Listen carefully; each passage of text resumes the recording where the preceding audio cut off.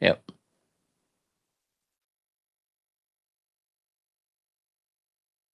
There it is.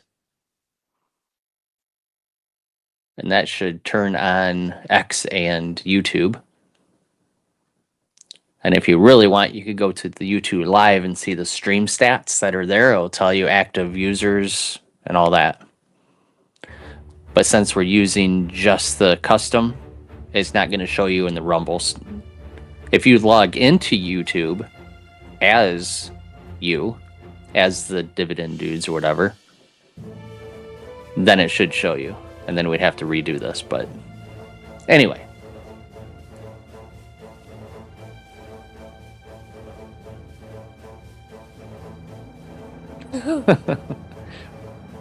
With a 20-second delay. So we're not entirely live. We're live, but not live.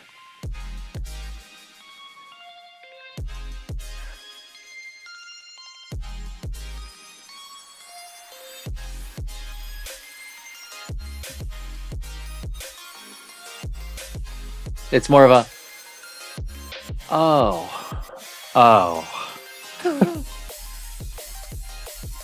Wait, oh, Tom.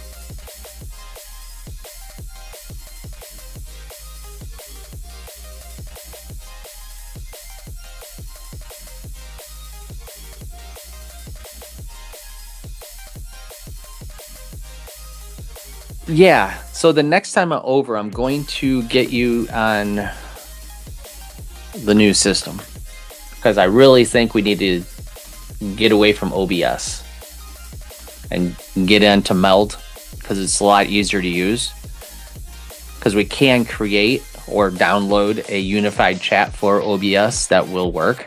It's a little bit more cumbersome to try and tweak it to make it work, but Meld has it built in. So.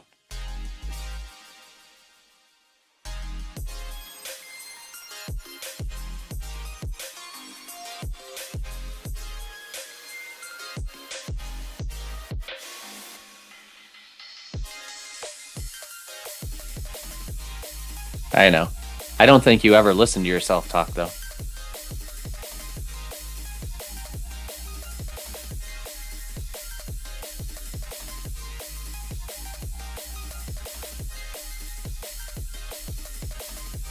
Pop out, chat.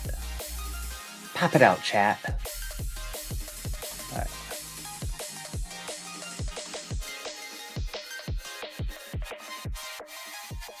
Why would you do that? Why'd you...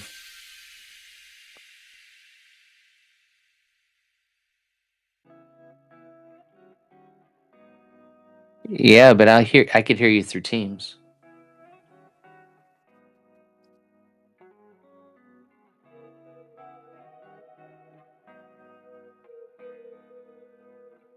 You shouldn't have to.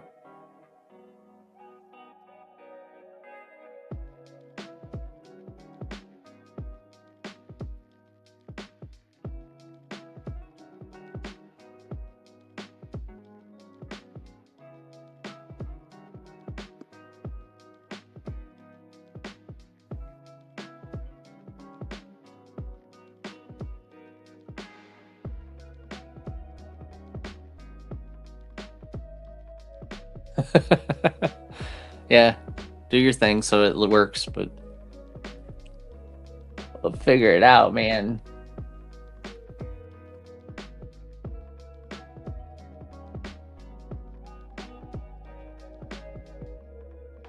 Because I can't figure it out.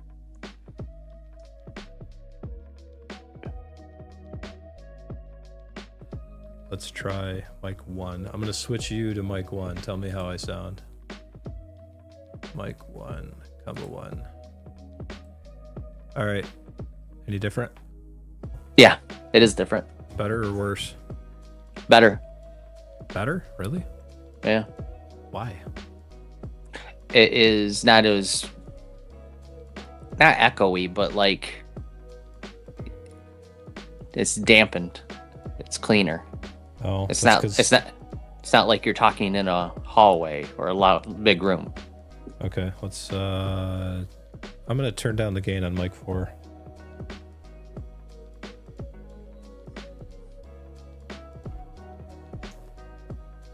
Let's see how this does.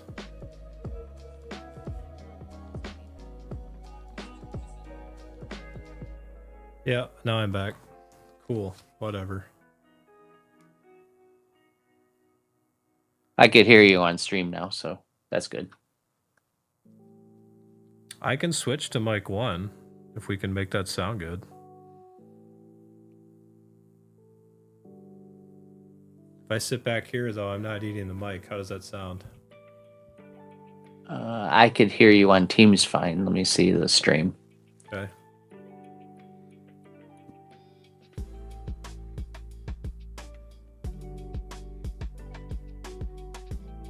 It does look kind of ridiculous. 2 Rode mic arms, 2 mics. You need to turn the mic up a little bit. Which, okay. Really? The right mic. The stream mic. I'm thinking that's mic, the one there. All right, I'll try it that way. Hopefully it doesn't distort it, but I've got, it's this one. So let's see if this is right. I'm going to tap it, and it's 435. Tell me if that's the right one.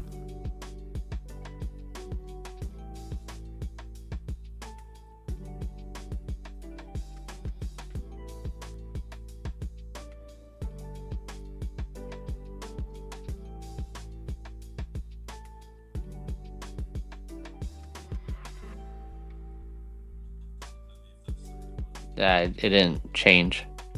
No? Maybe I'm just using mic 1. Interesting.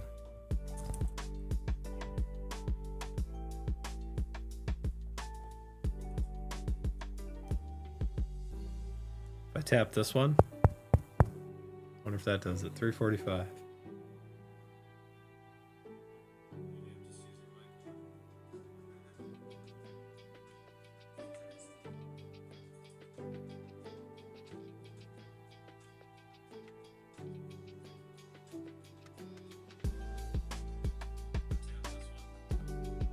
Yeah, I'm using mic 1.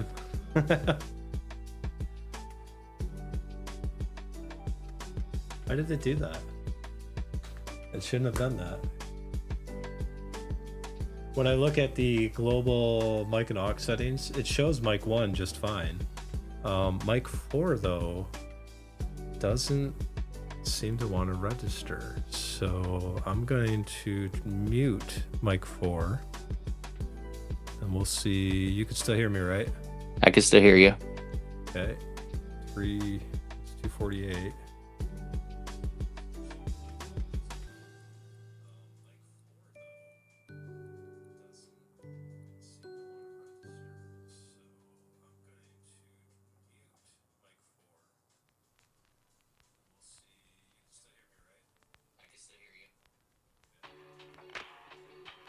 Okay, so I can still hear you on the stream. Which one are you using now? Only one. Which one? The not the boom mic. That's on B? Yeah, the Shure. I'm gonna have to move it closer. It's too far away. Yeah, so either move it closer or turn it up. 2 minutes.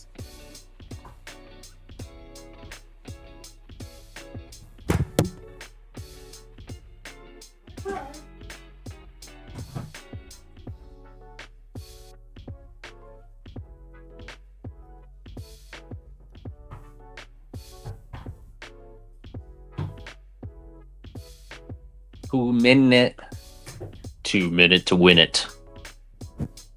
Fight. All right. It's close. Closer. I gotta eat this stupid mic. Let's turn up the gain a bit. Went from 61 to 63. What do you mean? It's not a stupid mic. What's that? It's not a stupid mic. It's an expensive stupid mic. Someday they're going to have an AI microphone, and the AI will determine what the gain is supposed to be, and people won't understand any of this stuff. They have that now. They do. The new control board I've seen the church get that has that. It's kind of disturbing. My wave mic does that. Does it? Yep. If I put it further away, it'll detect that, and then it will turn it up to try and equalize it. How do I sound now? Am I like super quiet, or am I good? Okay, give it a minute. We're running out of time to test things. Testing this. I gotta move close. Gotta pretend I'm in love with the microphone. 7 seconds. I guess it doesn't matter, but you'll have to just tell me. Yeah, turn up your mic just a little bit, and we're Just good. A tiny bit more. Hi. Tiny bit more. 15 seconds. 15 seconds. I'm gonna just do the slider for the gain. See how that does it. Okay. Yeah, the slider. The slider. Hi everybody. I'm having weird technical issues. Probably because I'm an IT guy, and that's just how it works for me. We're not streaming. It's not Friday, in case you're wondering. We normally stream on Fridays. Today is Thursday, so we are streaming not at our normal time, and that's okay. But the reason for that, Brian is going on a mini vacation to Chicago. He wants to go tell all the people at the Chicago Stock Exchange how great we are and that they should be paying attention to us. And I guess he's taking his whole family with him to do that. We're going to see how that goes. Get out of here, kid. They're going to record Brian getting arrested. No. I should bring we need a cameraman. I'll blow my TDD kids forever. record it. TDD rules. You will remember us. We will be validated. How do I sound? Am I good? Are we good? Is it Yep. still too quiet? You're good. I gained it enough? I'm good. All right. We promised everybody today, because we bought stocks last week, that we would be talking about anything but stocks, but we still have stocks to actually talk about. So we have a bunch of kind of weird news articles. It's a hodgepodge. It is very much a hodgepodge. I tried to find stuff that like macroeconomically tried to make sense of what we were talking about with the Fed last week, and them raising rates, that we thought that they would probably do it. Nobody thought that they were going to do it. Now there's talk that they might actually do it. So we're going to try to make sense of that with what you would do with your portfolio. We're hoping that we get some questions. Because this is not our normal date, what I half expect to see is a bunch of people streaming in afterwards. Like, I thought they said they streamed Friday. Why are they doing it Thursday? Well, it's Brian's fault, so you can blame him. Hey, I'll take the blame. Yeah, he gets to actually have time off. It's fun. Well, that's the problem with doing Friday streams, is that if we want to go on vacation or something or take a Friday off, then it throws us all for a loop. Like, I'm not just going to take a random Wednesday off, but I'll take Fridays off to go into the weekend. So we'll have to think about that in the future. I think in the future, though, honestly, assuming that this actually pays us something, we'll have the opportunity to stream more than just Fridays. So at least that's the hope anyways. If you take a look, we always start the stream with our portfolio, where it's at, what we're doing, and then we get into all the weird little aliens and Trump versus Biden embalmment questions with his hand, I guess. That's the thing. Did you see that? They posted an article about Trump, like, look, he's got a zombie hand. Like, why are you looking at his hand that way? Seriously. Find something better to report about. Like, well, they got to find something bad. I mean, we spent 4 years of making fun of Biden, so they got to find something to make fun of Trump. There's genocide going on in Africa. Venezuela had a huge earthquake, and you got to focus on the guy's wrinkly hand. I know, right? Like, really? Okay. That's, I guess, each their own. So we've got a bunch of articles like that today. In our portfolio, we did make a stock pick last week. We bought some stuff. We sold some stuff. Brian questioned my sanity again, which is normal. Yep. And then we got the income for the portfolio. It's around 375. Now that's a dividend growth portfolio, and yes, we know there's $150,000 in there, and we published a thumbnail that says 122. That is my paranoia to try to tell people that, hey, if the market crashes, at least we're still being honest with you. By lying to you. It's not lying. It's just it's being conservative. We're being conservative. Welcome to the stream, Spartacus. Oh, I got to pay attention to chat. That's right. Brian's going to help me out with the chat thing. So again, if you comment on something, I have to. We don't have the chat meld together from all the different platforms we're streaming on. We probably will have that next week. I think Brian's going to actually be with me next week for the stream. So we'll see how that goes. There was a few stocks that I put in. I forgot to actually put them up before the stream. I think it's in our Dividend Dudes chat. I think there's 3 of them. I'll need those symbols in a minute. But if you look at what we're doing, the performance of the portfolio, if you look at the contributions versus how much we've gained of $150,000, $50,000 of that is just pure profit in the past 2 years. It's actually more than that, but that's only going back to 23. And then annualized, excluding dividends, is 18.65. You include dividends, we're around 22.5%, 23% per year, every year. So, if you got questions on that, how we did it, well, stick around, ask them, call me out, say we're stupid, say we could be better. We would be better doing an ETF and an index fund and just chilling. Nah, I don't think so, but you can say that, and we could talk about it all day long. As far as the articles we have, if you bought the S&P 500 the day Trump was elected, this is how much $10,000 would be worth today. I thought that was kind of interesting. I also thought that the religious, I don't know who she is, but I think she's this lady is in the Trump administration. She's the religious advisor to Trump. Okay. So she was preaching something, and I'm a Christian, so I don't want to mock out or anything like that. But this is funny, so you got to watch this. We're going to do this.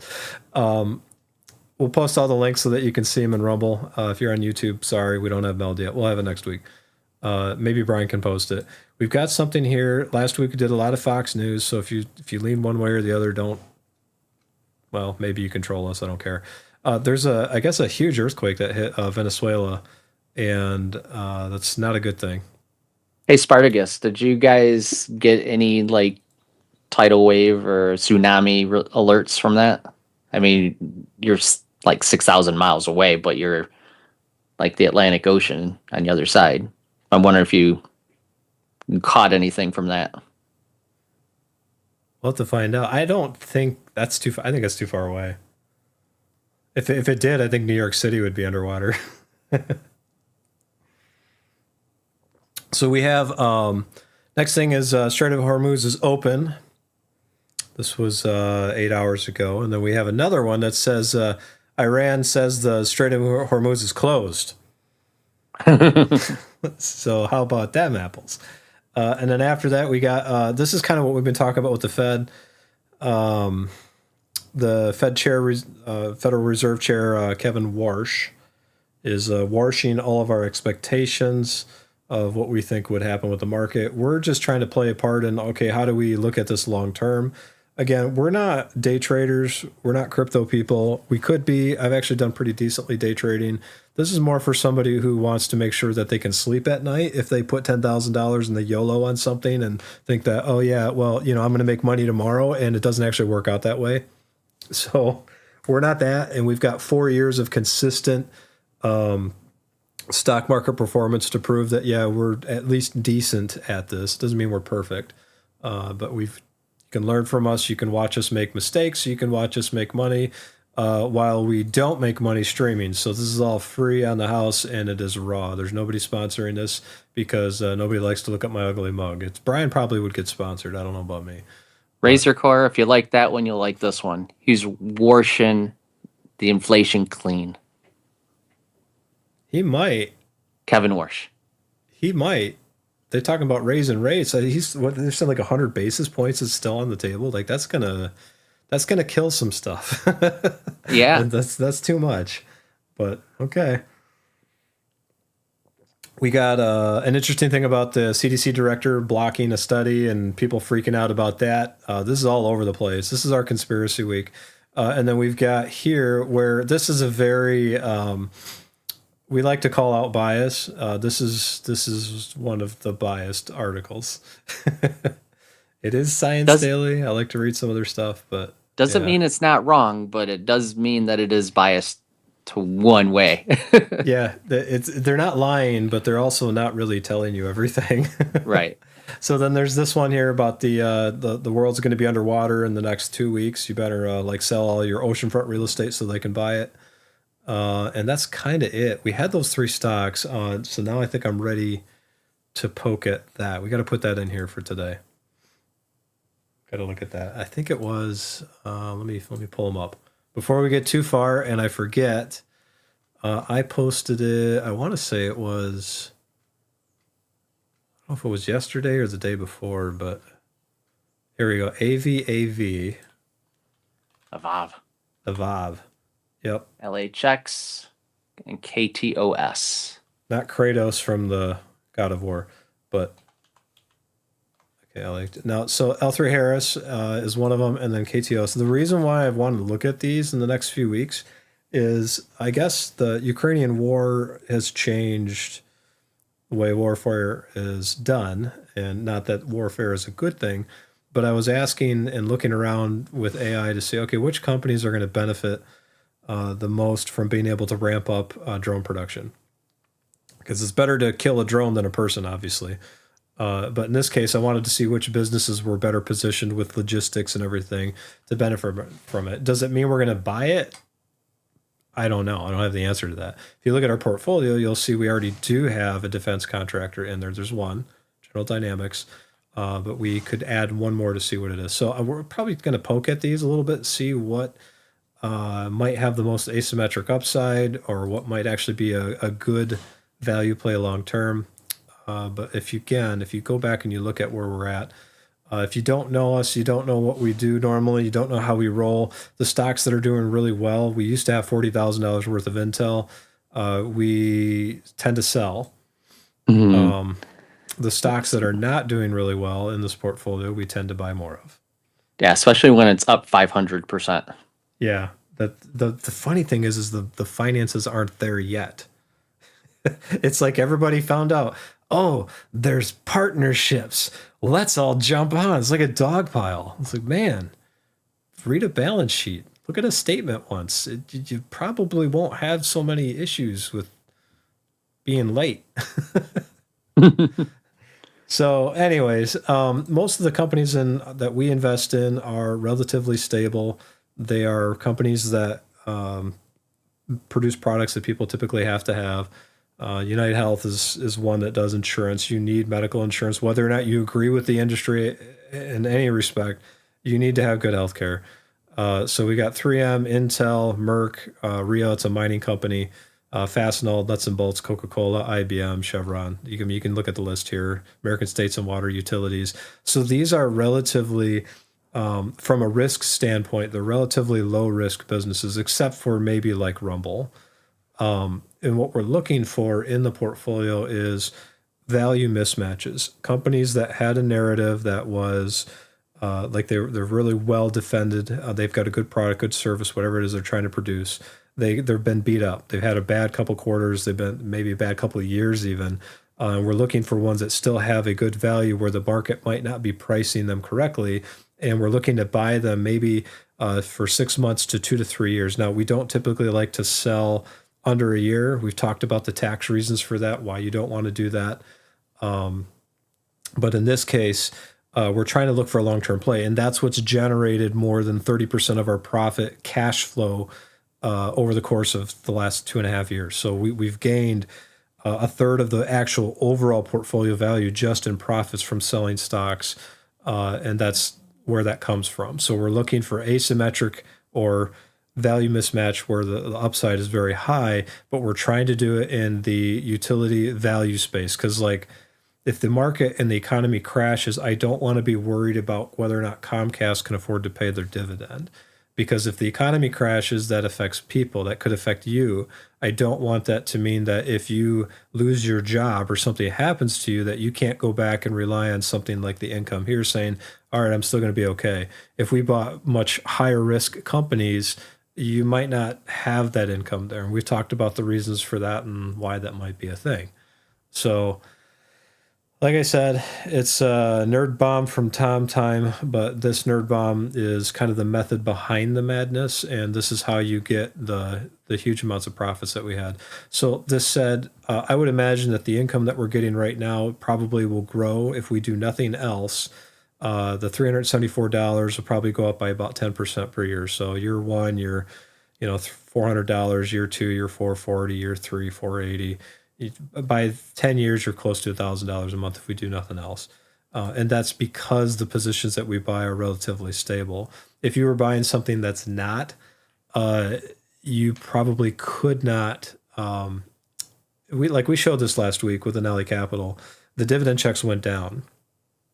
So the income that you thought you were going to get doesn't pan out to be exactly what you thought it would be. Like, you're not going to make as much money that way. So this is meant for a long-term play. This is not, hey, tomorrow I'm going to make 10,000%. So in the portfolio, we've done quite well, but it does take time.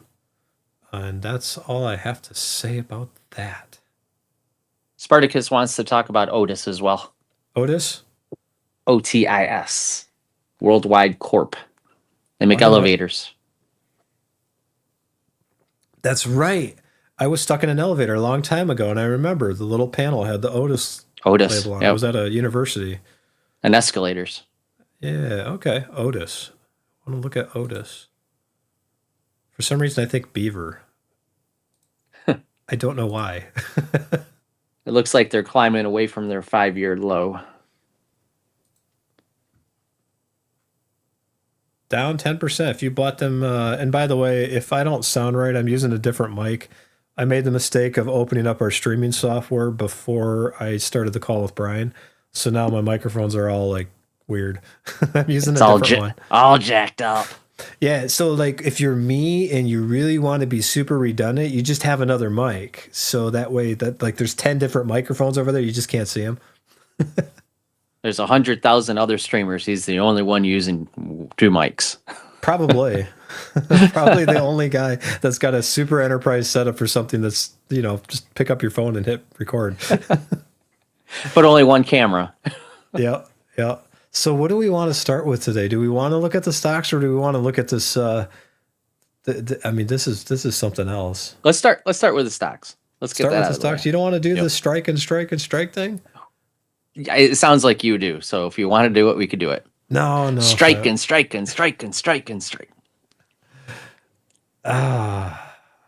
No, there's not enough people in yet. I'm gonna wait. Okay, we'll wait. We're gonna wait. That's I still I don't know. We'll get to it. Otis Worldwide. We'll start with that one. So Spartacus, you get that first. I'm gonna try to. The only thing that matters here is the World Cup. Ooh. It's funny. I always find it interesting to see what the left thinks about that because American exceptionalism is dead. We're not exceptional. And then you got people coming in from other countries and they're like, wow, America is amazing. Yep. Like, what do you say to that? Like, there's you have so many ice in your cups. There's so many videos of like Europeans and South Africans and people coming to the United States to see the World Cup and going, wow, this place is amazing. You guys live here every day? You got air conditioning? Yeah. And the same guy's like, look at the size of the parking spaces. Like, what? I think they're small. Look at how big roads you have. Yeah, that's the thing that whenever I see somebody protest and think America's this horrible place, like, look, go on a missions trip somewhere to another country and you will see very directly firsthand how much God has blessed this country. Right. And that's what I say too. Anybody living in America who is bitching about how bad America is has not been out of the country. Or if they have, they've been to a place that's just like a tourist trap, They've been to an all-inclusive somewhere, which doesn't exist in the real world. I went on a Disney cruise once. That's that. No, My kids played in the pool while I went shopping. go to Calcutta and then tell me. I think Venezuela's going to have a hard time too. We could talk about that for a second. Where is that? I don't care about the S&P. Actually, I do, but I don't. Where is it? Where is it? Venezuela. Hey, did I close it? No, I didn't. Okay, here it is. So I guess if you've been keeping track of what's going on in the news, this is the first thing I'm going to talk about. Venezuela. Hey, Matt, sorry, it's not Friday. Brian's got like a life and he wants to actually get out and do something and go to Chicago and get Going arrested for a at weekend trip. Yeah, he wants to get arrested at the stock exchange in Chicago, so we're going to I'll stream record it it if I do. Yep. Wait, hang on. Don't put my hands behind here. Can you hold this? Third world countries like California make the U.S. look amazing.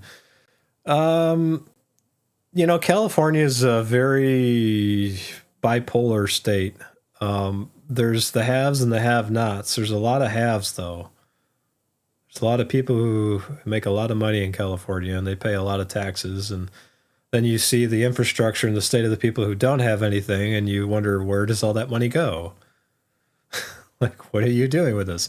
Oh, yeah, we just put spikes underneath the highway overpass so the homeless people have nowhere to sleep. Okay, that's a good use of money. Maybe you should talk about maybe a homeless shelter instead, or education programs or something to help them instead. But, that's just me.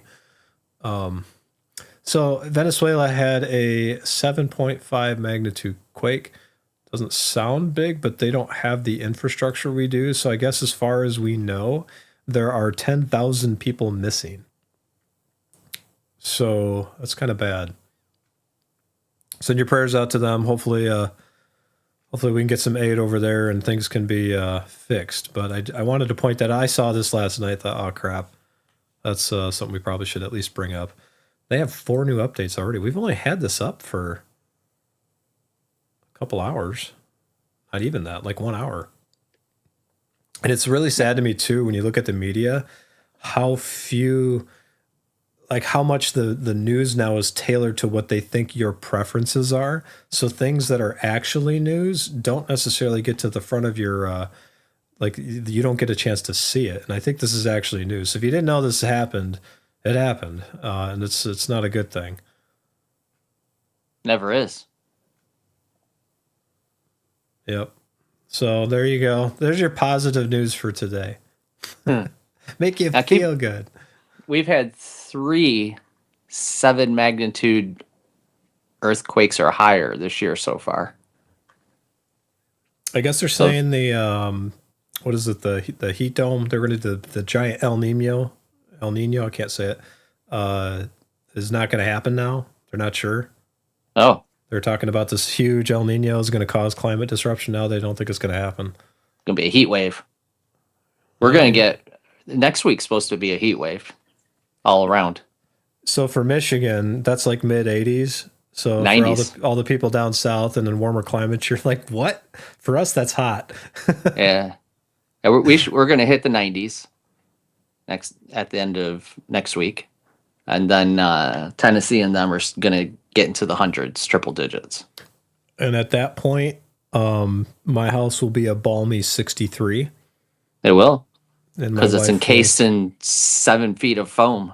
Exactly. I like my foam.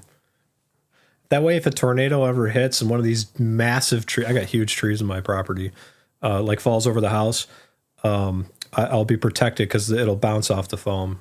The tree weighs like 5 million pounds and I'll probably be crushed and killed instantly. But no, that's what I'm telling myself as I'm spending the money on this foam. Like it'll protect me. It's like the guy who does a push-up every once in a while before he goes to jail thinking, oh, if I ever go to jail, they're never going to get me. Anyways, I unsubscribed to all political pages on social media, and now I'm getting slammed with left-wing news constantly. Imagine that, Razor Core. That is because most people that are in the media tend to not be conservative. There's very few of them. There's a few, but not many. In fact, the NPR had one, And then they found out who he was, and he's not there anymore. Mm-hmm. So, yeah, you must be left because you left the right. There's a lot of weird left in there, but yeah. That's called the Michigan left. I went through Kristen in February, and it was bad. Over a month without power, and Kristen, is that a hurricane? No, that's his ex-girlfriend. I went through her. Lost power. Lost power and a lot of destruction. She cut my power line. Including some damage to my house. Well, you piss off Kristen. That's what happens. Not as bad as a Karen, but she'll carve her name in your leather seats and take a baseball bat to both headlights. Yeah, there's plenty of those videos. Crazy. Slash all four. Yeah. So Spartacus, did you have like a generator, or how did you survive that? Because we have this huge like freezer in our garage. It's like a 7-foot chest freezer with full of like I'm kind of redneck, so I buy a whole cow. We kind of shove the cow in the freezer. We'd butcher it first, obviously. But and we apologize to anybody from India who is watching at this point. One guy, our only subscriber. What? I didn't know that. That's it. I'm out. Done. Nope. No, we're not doing this. You'll not be killing the cows. That was actually pretty good. The sad part about that is when I go out in the sun, I look like a lobster. For the next week, I'm sore and itchy, and when those guys do it, they look good. Well, yeah. It's like Damodar and I went to the beach, and he's like, "What's wrong with you?" I says, "Yeah, I'm going to die. You're going to look good." He's like, "Yeah, sucker." I remember in high school, I had a friend who was black, and we went to Florida for a school trip. And I had like suntan lotion. It wasn't like sunblock. Back then it was like copper tone and stuff to actually get a suntan. And I gave it to her. She looked at me like I was crazy. What are you going to get that? You know what happens if you use that? It's like, get that out of my face, fool. What do you mean? Does it, they can't use it or what? She said, I don't need to get any blacker. See, that's what I'm talking about. They save money on product. They've got rhythm too. I don't have rhythm. Well, I mean, this lady has rhythm. We should probably show people this. Okay, we're getting here. I'm going to go here, and then we're going to look at Oda's stock. So, Matt, if you have a chance, this is it's very intellectual, but I want to highlight this. It's a very short video. It's only 1 minute 44 seconds, but I guess this is a religious advisor to Trump. And somebody did a mock on this, and I want to just show you this because there's a thing that you have to do in this that most people don't think of, and AI will tell you this. This is the thing that everybody misses. If you speed change that girl up, yeah. So if you change the playback speed, it do 1.5. I like better. 1.5 better. You do? All right, so let's get a vote. We're gonna play this, and then Spartacus, I promise we'll get to your stock eventually. You gotta actually click. You gotta click on it. Yeah, so I'm gonna play this, and then I want to vote on which speed playback is the best. So we're starting at 1. Okay. So here we go. Strike and strike and strike and strike and strike and strike and strike and strike and strike and strike until you have victory. For every enemy that is aligned against you, let there be that we would strike the ground. For you will give us victory, God. I hear a sound of abundance of rain. I hear a sound of victory. I hear a sound of shouting and. All right, that's 1. All right, so now we're gonna go back and we're gonna do it at 2. You probably could have just kept going where it was, but whatever. Well, she doesn't repeat herself much. I mean, she might have struck something one time. Okay, so here's 1.5 or 1.25. Here we go. Ready? Strike and strike and strike and strike and strike and strike and strike and strike and strike and strike until you have victory. For every enemy that is aligned against you, let there be that we would strike the ground. For you will give us victory, God. I hear a sound of abundance of rain. I hear a sound of victory. I hear a sound of shouting and singing. I hear a sound of victory. I hear a sound of abundance of rain. Boom. I hear a sound of victory. I hear a sound of abundance of rain. I hear a sound of victory. How is she so good with the actual beat? Like I said, I think she was thinking of a song in her head when she was singing this. In the quarters of heaven, victory, victory, victory, victory, victory, victory, victory. For angels are being released. I was just gonna kind of like play this in the background, And she rhymes.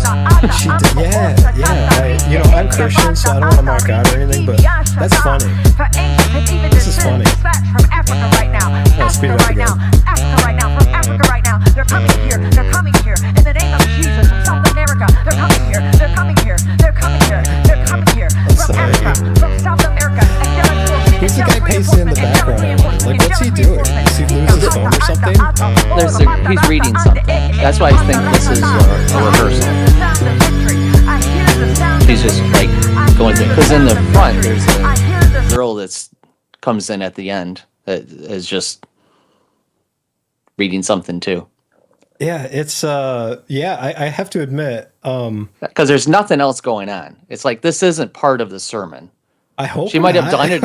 She might have done it in the sermon, but this seems like a rehearsal to get some practice in. I'm surprised that like when you play the Slim Shady beat to it, that she's in rhythm. Like she's with it. She's got the rhythm. Most like white people I know, we don't have any rhythm, so that's pretty good. But anyways, no, I thought you guys would be interested in that. I thought it was funny. Maybe I got a weird twisted sense of humor. I don't know. I thought it was good. So let's get to an actual stock. So we got one here, Otis, that Spartacus. I believe Spartacus you wanted us to look at. So let's do the We will not ignore first. you in the chat, Spartacus. Well, we'll try not to this time. I'm watching. Brian's like, I will make sure Tom pays attention because he never does. Let's see, Max. All right, so this is the Max. So they were issued. Oh, that was a bad month. Can you imagine going public during the pandemic? Mm-hmm. Yeah, that's a terrible time to go public. So if you started out back in 2020, right when it was like, this is March 23rd. This is right when it was all coming to a head. So you were trading at, let's see, $38, something like that. Yeah, $38 a share. And now you're up to 73. So you've doubled your money and you've gotten pretty good dividends along the way, 20 cents a share. And let's see if they keep going up. 30. Yeah. So your dividends have doubled too. So overall, that's pretty good. And this is what I tell people why we look for the stocks that are kind of in that rut, because overall, if the company produces good products, then you're going to do just fine long term. So one thing I like to look at, market edge is neutral, so that doesn't necessarily mean they're a good buy yet. We'll have to check. Need to hate it. Yeah. Can you, Brian, I wonder if you could do a quick check and find their trailing price to earnings ratio, like how much they were making every year for the past 6 years or whatever, what that trailing 12 months was. That'll tell us some things. 19.26. So they were trading 19 times earnings. What about like the past couple years? Past couple. Yeah, because what I want to do is I want to compare that to, like, if you look at the profit sharing they do, their dividends here, they have it's a really kind of awkward past couple of years. So if you go 2020, they're up 50%. That's a huge pay raise. And I actually see that as a red flag, because then you go 2 years later and then you get a 13% pay cut. So when you look at their payout ratio, that all looks good. The coverage ratio also looks good, but it's not consistent enough over that period of time for me to understand, oh, that looks like it's a good buy. So there's a reason for that. Maybe the PE ratios were whack. Maybe they bought something. Maybe they diluted their shares. We can go look at that right now and see if it's got a good beat and I can dance to it. Isn't that funny? It's like I said, she's right on point. If you're a musician, there's a rock and roll version of that too. Maybe Brian can post it, but she's right on point. Like she does a third, beats in thirds, and then there's eighths. Like she's right there. But no, see, this is a good sign. So this is for Spartacus. The total common shares outstanding went from 425 million down to 390. So that's a good thing. If we look at how much money they owe everybody, that's this number here. I'll make sure I'm on annual. Am I? Yes. Okay, good. Hasn't moved. The total assets they have has moved. That's down by 20%. So debt's the same, and they own less stuff. That's not a good sign. All right. So you want the EPS over from 2020 PE, not EPS. We can do EPS or PE? too. Yeah, PP. Yeah. PE. 2020 was What'd you call me? 32. PP. Oh, 2021 is 29. 22 is 26. 23 is 26. 24 is 22. so they're getting. Oh, okay. So they're getting cheaper for how much they earn, basically, and what that should mean is you should see their operating income be relatively flat, but gross revenue should go up a little bit. It doesn't, though. I wonder what they're doing with their. Did they sell off some assets and they paying us with those assets? Because you've got 2.1 operating income here, and that's been pretty much the thing for the whole 5 years they've been public. I'm pretty sure that Otis has been around a long time. I think the fact that we're not seeing them from before that is an interesting story. There must have been something where they got reissued, or maybe they got acquired. I'd like to know that too if I was looking at this. Rum was on sale. Yes, Rumble stock has gone on sale, and we're actually interested in that. So maybe we can add some more to them. We'll have to see. All right. Earnings per share, if we look at the diluted ones, it shows that they're more profitable, but with less assets and less people. There's got to be, Spartacus, I'm going to try to find something for you that'll like we can grab onto here. Let's see, told that they're paying. No, are they? So if we look at this here, this is annual base. So 2025, 2024. These are these two columns here. This is their financing. So basically, if they're getting debt, or are they paying it off? And in this case, they're financing. They're paying back a lot of financing. Then they issue, and even here, these are all good numbers.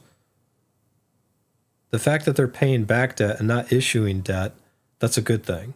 So that's what these two things are here. So if they've got their long-term debt issued, long-term debt reductions, they're adding debt in this column.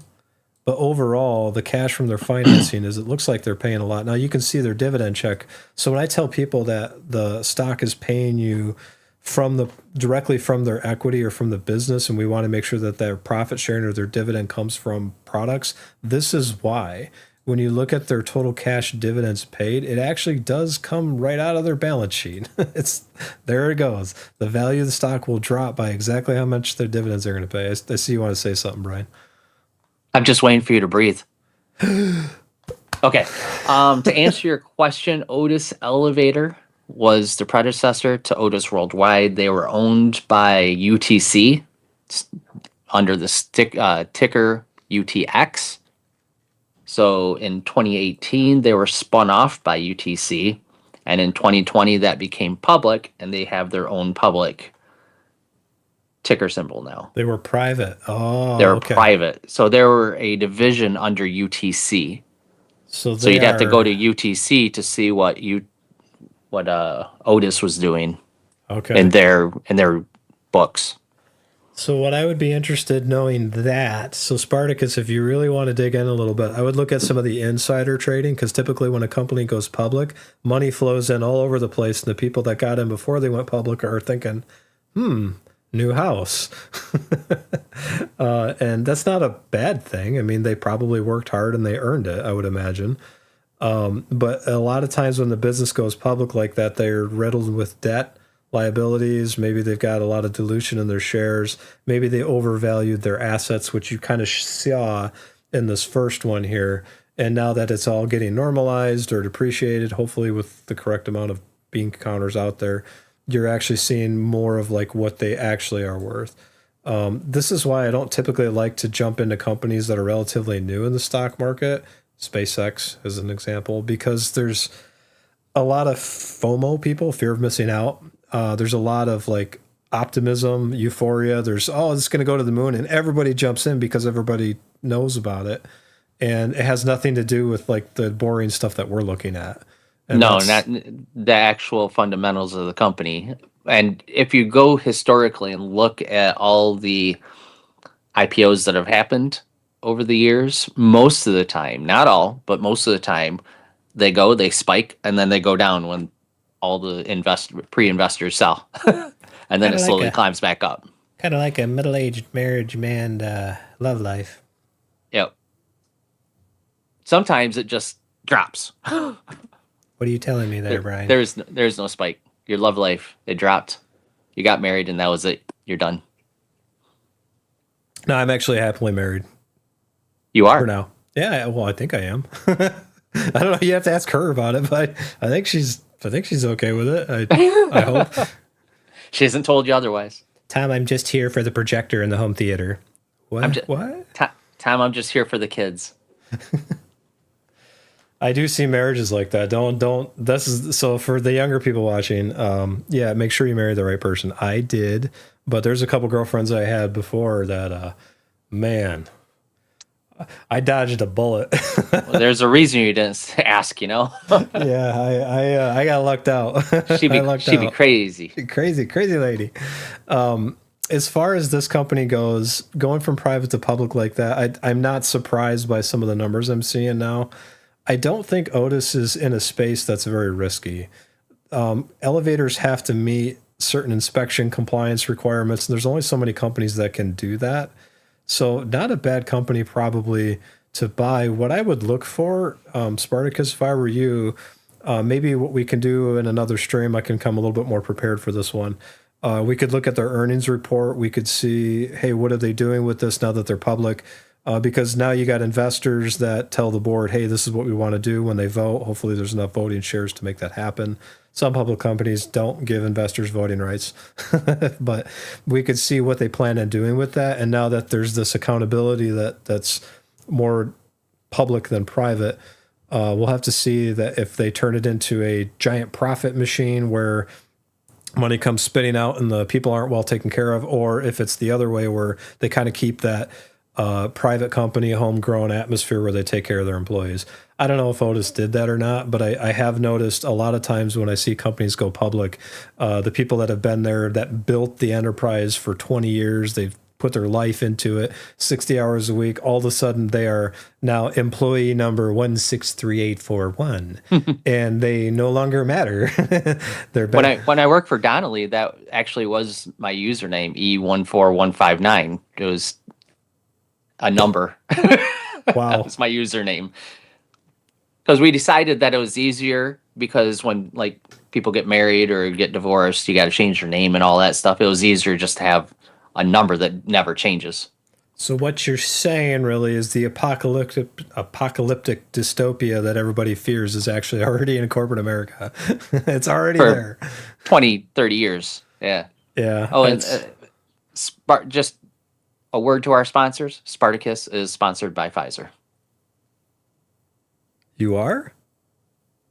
Oh. Why aren't we sponsored by anybody? Come on, man.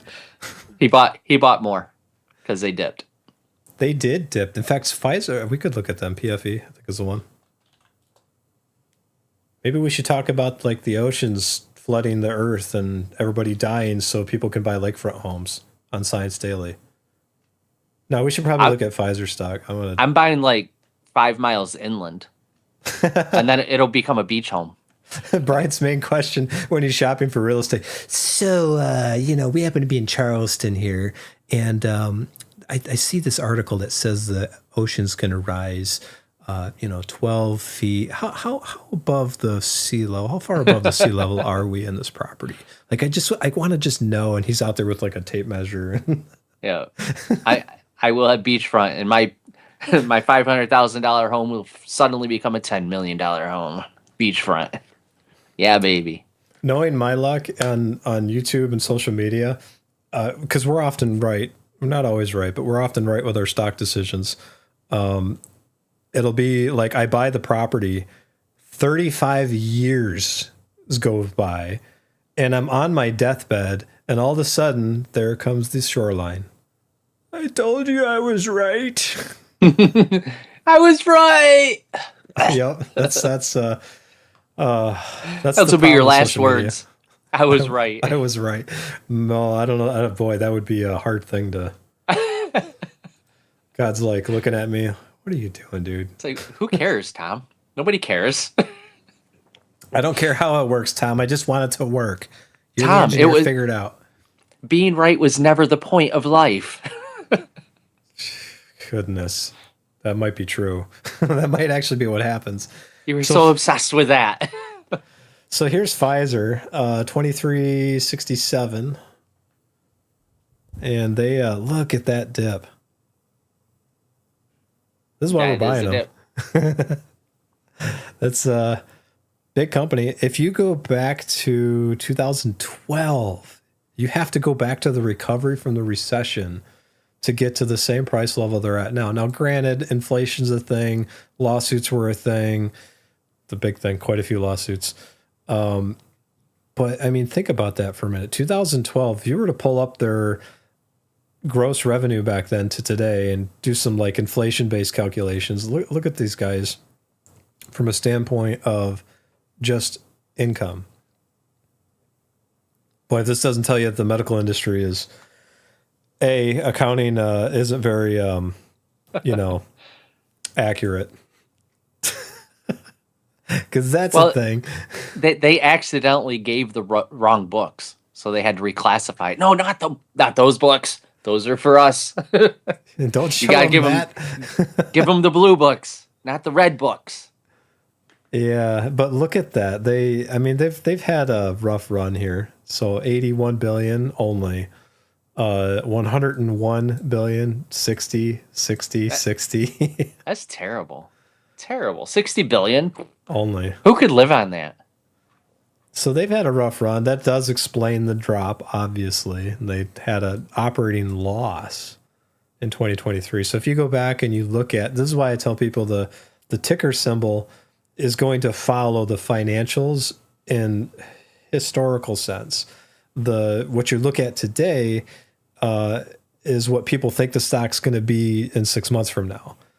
It's a really weird thing to try to think about as you're looking at the actual line graph. But if you go back to 2023 and you look at this number here, you can see, oh, look, bad financial report, and the stock pooped, basically. So, and they saw this coming. So now they're kind of hovering around this bottom. They're bottom feeding now to see, well, are they going to come out of it? Intel did the same thing.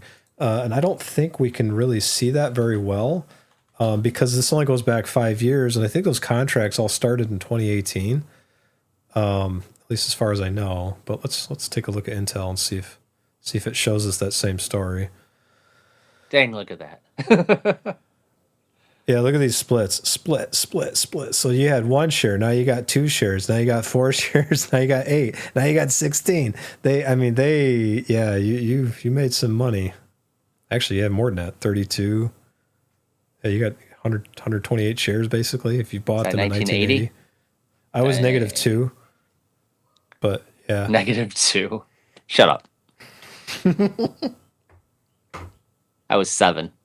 So here's the financial narrative. They got this contract. I think this is when it was. Somebody have to fact check me on this, but I think this is when they got their contract. Government said they're going to pay them. They're going to pay them. Pandemic happened, payments didn't show up. They start losing money. Foundry's like, hey, we lost $4 billion, and they were still making $12 billion of chip money. And it's kind of like, oh, crap. Well, meanwhile, you have TSMC, Qualcomm, and NVIDIA just basically going to the moon. And the moment that their finances showed, it looks like we're going to get paid, our manufacturing facilities are going to come out, look at what happened. That's not. Oh, look, our foundry can make AI chips. Oh, wait, we actually have AI chips that we've designed. Yeah. Boom. Tell They Brian said the I right was thing.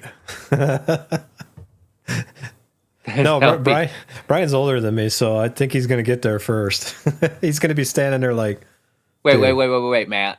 That was Darth Vader's last words. That was Anakin on the Death Star after he threw the Palpatine down the shaft. You were right. Tell your sister you were right. Oh yeah. You That really was, are like yeah. an encyclopedia of movie quotes. I know. If I knew as much about finance and investing as I did about movie quotes and songs, You would be just as unpopular as me. How yeah. about that? Maybe we should, I think we should start a second channel that's just all movies and songs. Yeah, people would actually probably watch that because, like, here they're like, "Why are we looking at numbers? You're talking about percentages, Tom, and you're getting excited by them." Yeah, because it creates what's called agency, so that if somebody does something really stupid and they're greedy, arrogant, selfish, childish, well, I can't say that word. They're a greedy, arrogant, childish, horrible person, greedy. I'm gonna say that again. Around you, you don't have to like put up with it and say yes sir, thank you sir, may I have another. So you can say no, I don't think we're going to do it that way. I Let's don't do think so, things- Tim. Yeah, we're going to do things ethically, and that's why you do this. You know, it's Pfizer. funny, just Oof. as a kind of offside here, going down a back alley, I play a game on my phone and I was talking to one of the guys, and it has like a lot of in-app purchases you can do. And he said he spent like Crypto.com. no, it's just a game. He spent $130,000 on this game. And I was like, you know what? Give that to me. I'll invest it in like 7 to 10 years. You could have $1 million. Just Okay, wait. give it to me. $130,000 on a cell phone game. 130,000. And that's low for some of these people. For what? Like a little pixelated character? You get things to make them more powerful, to get to be the most powerful person in the server and stuff, you know. So you actually get something. It's not just like dress up like Fortnite, right? Where your skin, you get a different skin and clothes. Okay, here you go. What is this? With microtransactions. All right, so here's what I'm searching for. What is the average lifespan of a cell phone game with microtransactions? And so 130, oh my gosh. All right, so we're talking the average lifespan of a mobile game utilizing microtransaction is highly polarized. Most fall in the 1 to 3 year category, where heavily monetized successes, that's not this channel, surpass success 5 to span 10. 5 to 10 years. What? Yeah, this game has been out for probably 5 or 6 years. What is it? If you don't mind me asking. It's Brian doesn't want to say. it's It's myonlinegirlfriend.com. My Eyeline Girlfriend. No, it's State of Survival. Okay. Is that like a zombie game or something? It's nothing like the commercial and the ads, but you attack each other and it's city states and it's okay. Spend money to prove that they're better than the other player in the game. Kind of like the guy with the pickup truck that the tires are actually go over the top of your like the BMW, like over the top of the hood. Okay, so that doesn't say anything. And by the way, those same people probably have assets to invest into the market. So keep that in mind when you talk to people who day trade. They can lose that money. At least in day trading, you could win and like get a lot of money. There's that possibility. It's a slim possibility, but there's that possibility. When you put into the game, you don't get anything out of it. Nothing. No, that's wow. I think I played, there was one that was like that. I played it, I got to $1,000 and I looked at my wife because I thought, hey, I got it. I'm going to beat this guy. And I put my little character down and I moved my city there and I'm like, I'm going to get this guy. And he spent more money than me. Yeah. And I died. Well, think of it this way: you play Clash of Clans, right? So Yeah.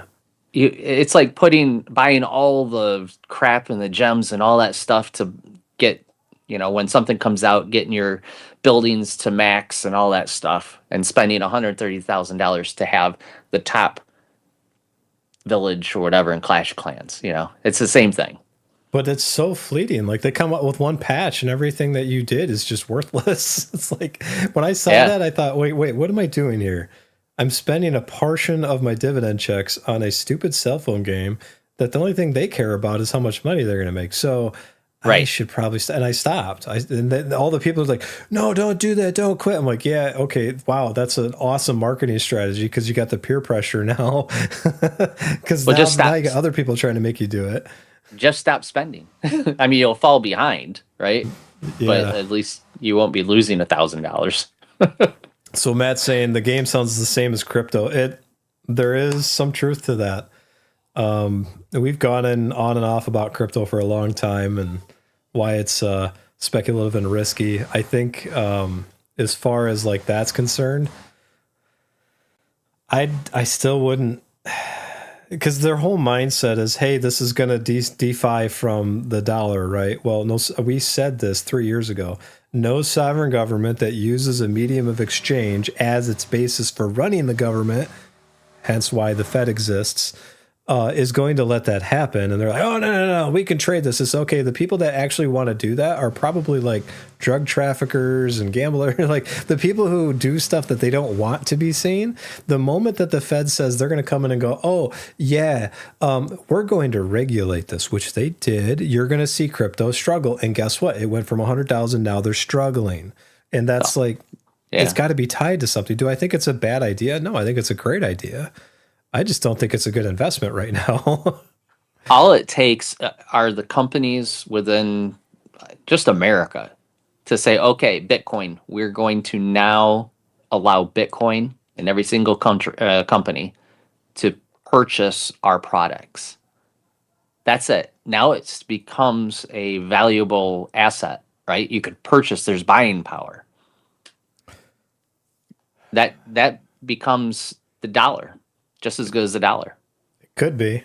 And I guess Trump's making that happen. He's like making sure we have a Fort Knox reserve of crypto. Yeah. But I mean, like it's the same. The US dollar is only backed by oil and the US domestic product, right?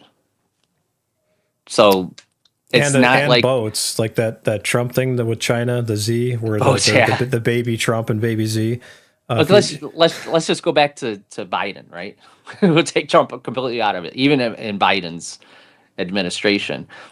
Once they took it off the gold reserve, right? You couldn't take it in and get a silver note, get your dollar in silver or gold. It just became what we said, and everybody agreed it was worth because of our global buying power. So that's my make a Tom coin. My oversimplification of the M1 M2 money supply and all that, but really that's it. When you get to the bottom of it, it's only backed by the U.S. economy. Yep, and the whole IMF and the world banking system, and like it is the standard on which everything else, including crypto itself, is weighed. So, right. Yeah. So you have to, right? You have to abide by certain standards. I think the thing that people don't understand about this is a lot of things. It's kind of like the movie where, that's very technical. That's Tom's a lot of things. They don't understand anything, gosh darn it. No, I think the problem that people don't get is have you ever seen the movie Don't Look Up? Yeah. Where they're out there and they're saying, don't look up. And the guy looks up and he goes, they're lying to us. It's all panic after that. It's kind of like that because very quietly behind the scenes, the very thing that they were fighting against, the big government coming in and being like the police state, monitoring everything you do. Like look at the flock cams that are going up everywhere in the country. It's like, what is that camera doing there? Who approved that? We didn't vote for that. Like all that stuff shows up. They've been fighting this machine this whole time. And it's like, it became part of the same machine that they think they're railing against. Yep. Like it's already there. You have to report it now. The IRS knows. You have to, it's tracked. There is now a way in the back end. If you don't believe me, go look at the major exchanges. Go to crypto.com, go to Binance, go to Coinbase, look at it. They now have to report this stuff, and they do, and where the transactions go. And that's kind of one of the beautiful things about crypto is that it's much easier to see where that money went. Now, if it's $1 in your wallet, it's a lot harder to track that. They can tell you where the serial number went and track it based on like that stuff. But like if you go buy a coffee with it, they're not, oh, look, let's scan the serial number of this dollar. They can't do that. That's why you see all these card companies coming out with chips in them so they can track what you're doing. Like the real risk isn't the fact that crypto's there. The real risk is that people stop actually carrying cash. And how many people do you know that like aren't doing that? Most people I know don't have money sitting in their wallet. Why? Because there's other risks associated to doing that. When you could just use this thing and go beep and paste, this is one step away from having a chip in your hand. Yeah, Mark of the Beast there, right there. Brian subscribes. He liked and subscribed. No, hell no.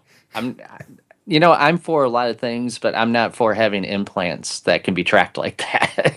Just no. Hey, so while we're at it, didn't get the vaccine is what you're saying. You know what? I wasn't going to, but I wanted to go on the tail ends out veterans trip with my dad to Washington, D.C., and they required it because of all the old veterans. You don't want to get them sick and kill them. So yeah, I got two. I got the two mandatory, but that was it. I did not. I avoided it. It was although I've got two people in my family. One of them was like, oh, it's perfectly safe. And she immediately ended up in the ER with like 65% heart failure. Another person, like I guess in a retirement community, got it. And the people next to him did not get it and they died of it. So it's like, there's so much nuance in this stuff. I'm not going to tell anybody that, hey, this is a terrible thing that you did or didn't do it. The problem I have, and I'm baking this back into crypto. So if you understand this, is that the system, like I said, the system you think you're fighting is like you're becoming part of that same system. So you have to be very cognizant of what the truth actually is surrounding things before you make these big decisions. And that's kind of what we're trying to do with this portfolio. We're trying to do it in such a way that people can see the good, the bad, the mistakes that we make and learn about how this stuff actually works. Because tomorrow, Pfizer could say, oh, well, Rumble looks good. Let's buy Rumble. How does that have anything to do with Pfizer? I don't know. But if you look at Johnson & Johnson, they sold off Kenvue. So Kenvue was its own little company, KVUE, I think. I don't know if you can still search for that symbol. We can go look at that. Let's see if it's still there. Yeah, so they sold off Kenvue, and now Kimberly-Clark is buying Kenvue. Makes more sense for Kimberly-Clark to have them, honestly, but think about that for a minute. Two different stock symbols. Company gets offloaded with a bunch of debt, devalues the business. Investors go, that's cheap per share. The PE ratio is really low. And with that, they jump back in and they say, okay, we're going to buy it. So two different types of ownership in the course of 5 years. So, and you can see that here. I've got the 5-year chart, and they don't start 5 years ago. They start back in 2023. Mm-hmm. So they went from $26, and now you're at 19, right? Is that 19? Yeah, 1887. 18. Yeah. So this stuff happens in the market all the time. So you have to understand something when you're doing this. And if you're new to it and you haven't done this before, just understand that the house is going to win. If you're day trading and you say, I'm going to throw in $10,000 into one little tiny stock that doesn't have a lot of volume on it, they're going to see that. They're going to strike you all the way out of the park. Like it's a big environment. So probably the only way for a retail investor to really easily make money is do it long term.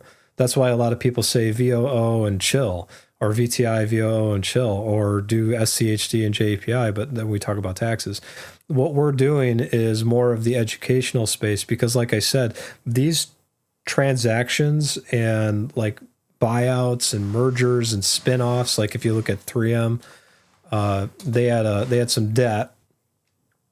And they spun it off to a company called Solventum. Solventum's a good company, but they loaded them with $9 billion of debt when they left. So if you can look at that when they did that and you tie it into what's happening with the actual, like the chart, like the history of what the stock price was, look what happened after they did that. All of a sudden, the financials of 3M look amazing now, and boom, the stock goes up by like 90%. So It was a good move. they're playing in a space that most retail investors don't understand. And as I said this many times before, with you, when you said the 401k thing, that's very true too. Anytime somebody puts money into a 401k, that's going to include some of these companies. In fact, even if you look at like, I don't know if I can find them here. Let's see if we can pull one up. Can I pull one up? Mutual funds. Ooh, mutual fund screener. Let's do it. So while you're looking at that and doing this, Spartacus says I've been looking at CARR, CARR too, but I haven't bought it yet. Is it hitting new highs? So one, CARR, I thought was just the evil car in Knight Rider. Capital improvement plan. No, CARR. Capital allocation request. CAR. No, it was the evil Trans Am in the AI in Knight Rider.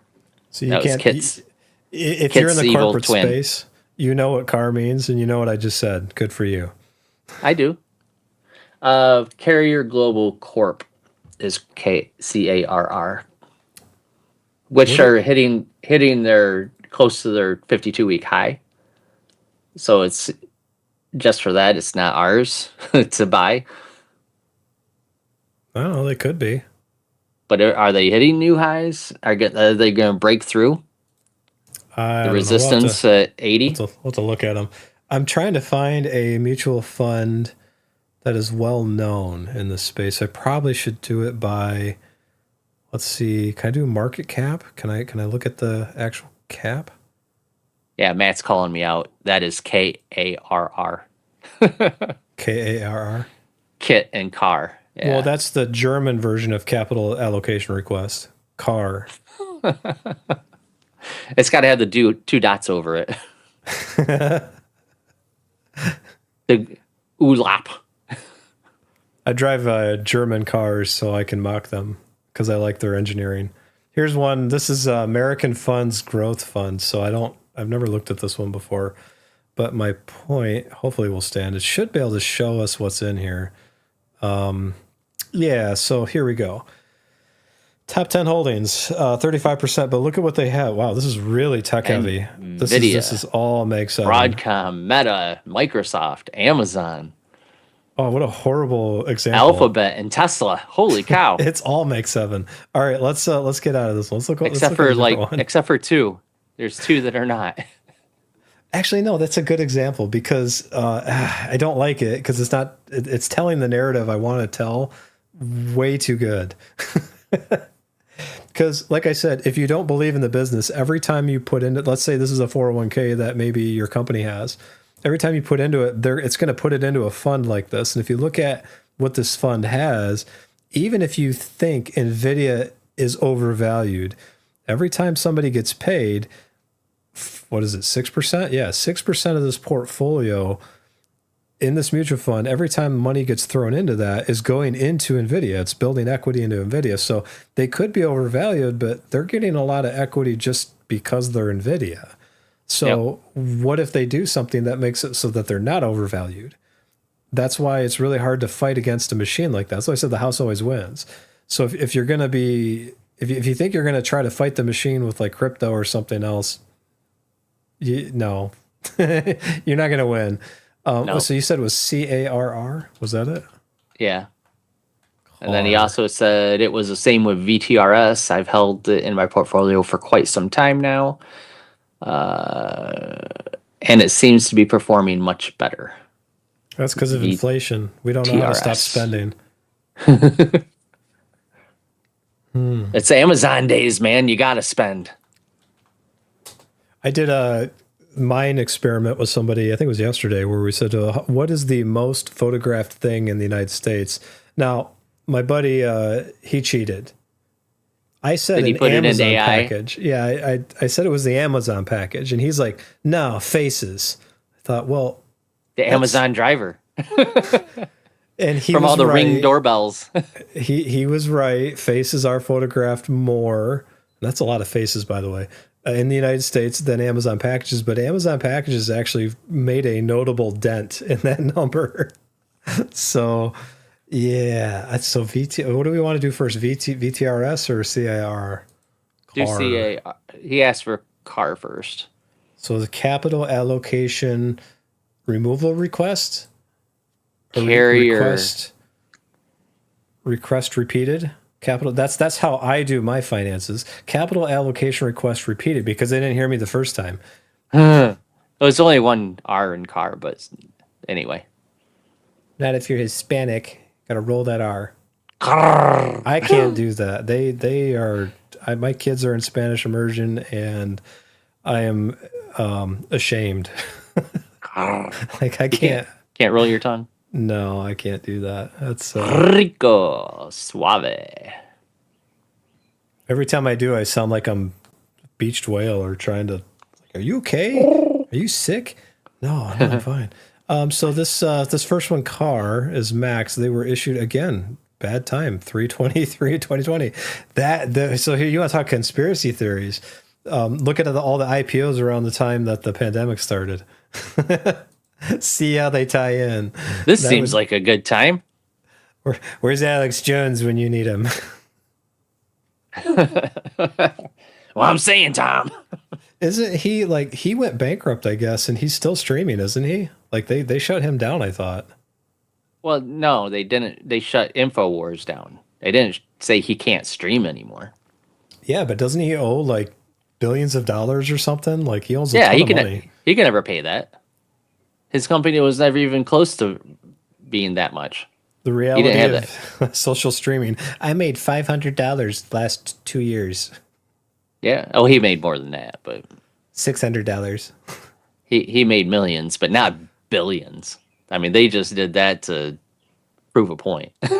There's no way he could pay that back ever in his lifetime.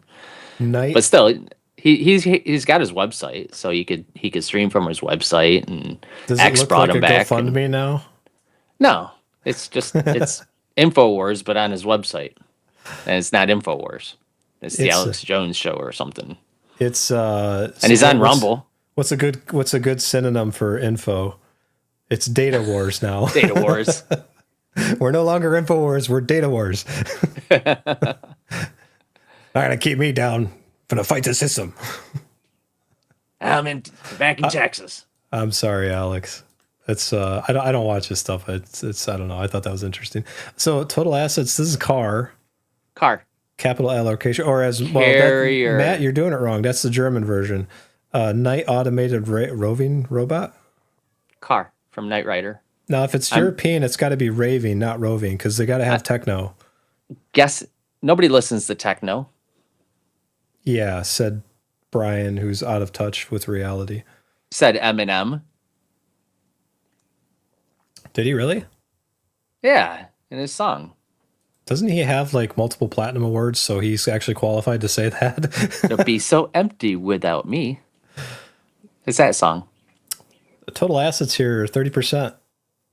Liabilities, well, it's only 15%. It's not bad. Everything else looks the total shares outstanding has not been diluted. That's pretty good. No. Let's go down and That would suck if they came out 3 years ago and then been diluted terribly ever since. And yeah, so somebody asked me, is like, why'd you sell an Alley Capital? I says, look at last week's stream. We talked about it. Yeah. That's why. Total revenues up a little bit. Dilute. 5%. Now, this I don't care as much about. Yeah. I care about this. I know. I know you know, but they don't know that you know that I know that you know. Well, that's now they know. Now you know. 20%. Yeah, it's down 20%. Lol, they shut down InfoWars, so he opens up InfoTrek. InfoTrek. I like how you think, Matt. His name is now called Spock. Spartacus, because he can't say Spock because they'll probably sue him again. It'd be Spec. I hope that never happens to us. That's But we get shut down? Yeah. So don't sue me, disclaimer. Bleeding cash, operating revenue kind of flat. Net income down. Balance sheet showing the assets are way up, and their liabilities are only normally. What do these guys do? Carrier Global Corporations provides intelligent climate and energy solutions in the United States, Europe, and Asia Pacific, and internationally. It operates through 4 segments: Climate Solutions America, Climate Solutions Europe, Climate Solutions Asia Pacific, and surprise, Middle East and Africa, and Climate Solutions Transportation. The company provides air conditioners, heating systems, heat pumps, home and building energy management systems, automated systems, aftermarket components, and repair and maintenance and rental services, as well as modernization and upgrades to meet the heating, cooling, and ventilation needs of residential and commercial. Geez, that's a long You were sentence. going so good. I almost That's thought a you long rehearsed it. sentence, man. I was like running out of breath. You got to talk like It me also- then. It also offers transport, refrigeration, and monitoring product services and digital solutions for trucks, trailers, shipping containers, and intermodal and rail applications. The company offers its products under the Carrier, Weissman, Toshiba, Automated Logic, Bryant, Seat, Day and Night, Heel, Norisco, Carrier Transicold, and Sasatec Say that again. Carrier Transicold, Oh, they think. And- Okay. and a look at Sansatec. Take a look at this, friend. This is who they think their competition is. I worked at JCI. Johnson & Johnson's, Lennox, Yeah. Train. That makes sense. Air conditioners, right? Yeah. Yep. But that'd be JCI Controls division, not their batteries or anything else. But I guess they do HVAC. But it's all this. It's all the same company. It's hard to you can't just split it out. Right. It's the entire company. So for this one, this industry is not necessarily cyclical. It's very demographically related. As far as let's look at their trailing 12 months. The problem right now with the manufacturing and the Dow's been doing really good the past year. I would want to check how they're doing in relation to other companies, because for a manufacturing division, a trailing 12 months, so their price today versus what they were about a year ago, is at 49.62. That seems really expensive. JCI never really, to my knowledge, when I was working there, didn't trade anywhere that high. Now, granted, that was 25 years ago, so things change, but that just seems like a high number to me. Good time to buy them would have been, 2020. Yeah, 20, no kidding. 2022, that was her low. Mm-hmm. What were they at in 2020? Oh, yeah. 14. You are right, sir. Yeah. We have XYL in our portfolio, and they do that's a lot of. So, if you look at ours, so I'm going to put this in the lens of ours in terms of what the portfolio is doing versus what that particular industry is. We try to stay within 2 businesses within a particular segment. So that way, if one segment goes down, we've got these other business sectors that we can rely on to do well, because that's typically what happens. One will go down and the other one will go up. But in this case, we have American States and Water and XYL. Now, granted, it's not truly the same space, but if you look at the overall portfolio that we have a lot of industrial. And I know you want to believe that Pfizer's not, Brian, because you love Pfizer. Yeah, but they're pretty industrial too. Comcast is probably one of the few that's not. Decker's textiles, but they're pretty close to that. So I think for us, I probably would avoid it. But for you, if you have a financial guy, I would pit them against the comparison companies. Throw AI into the mix and see which one is trading relatively cheap compared to where it was historically. And I mean, what do you did you find anything, Brian? Were you looking up the historical PE for these guys or no? Did I? No, I think did it was not. the other one.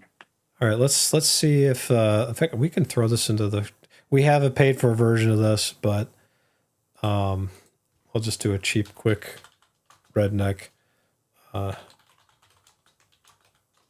PE. Are they expensive? Don't rely on AI for everything.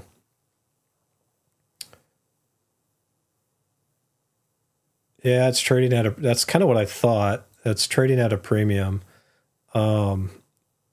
Historically, yeah, okay. So their 5-year median PE is about 16 to 19, and they tend to match the broader industrial sector. That's why I was bringing up in the portfolio, like we have pretty heavy industrialized stocks already.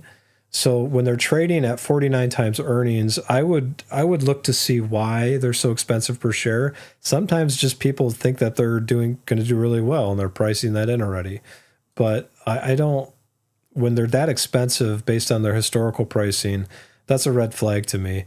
Outside of the finances not looking terrible, but like we try to find a company that's cheap compared to what they normally do. Not like cheap, like Dutch guy cheap, which is what I live in Dutch area. My wife's mostly Dutch, so I can mock Dutch people too.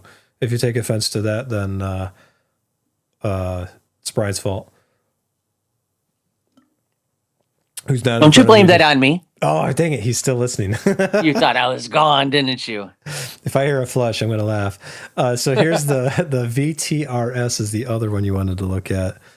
The spin-off original. Now, I wanted to add while you're doing that is when I look at a company like this and the numbers look okay, I want to go and find out anything I can. Do they have a new product that's supposed to be revolutionary coming out, like a solid state battery or something? In this case, some new way of heating and cooling, or are they making any moves like in a new sector or opening it up to a new country or something that didn't formerly have AC or anything that it could be used?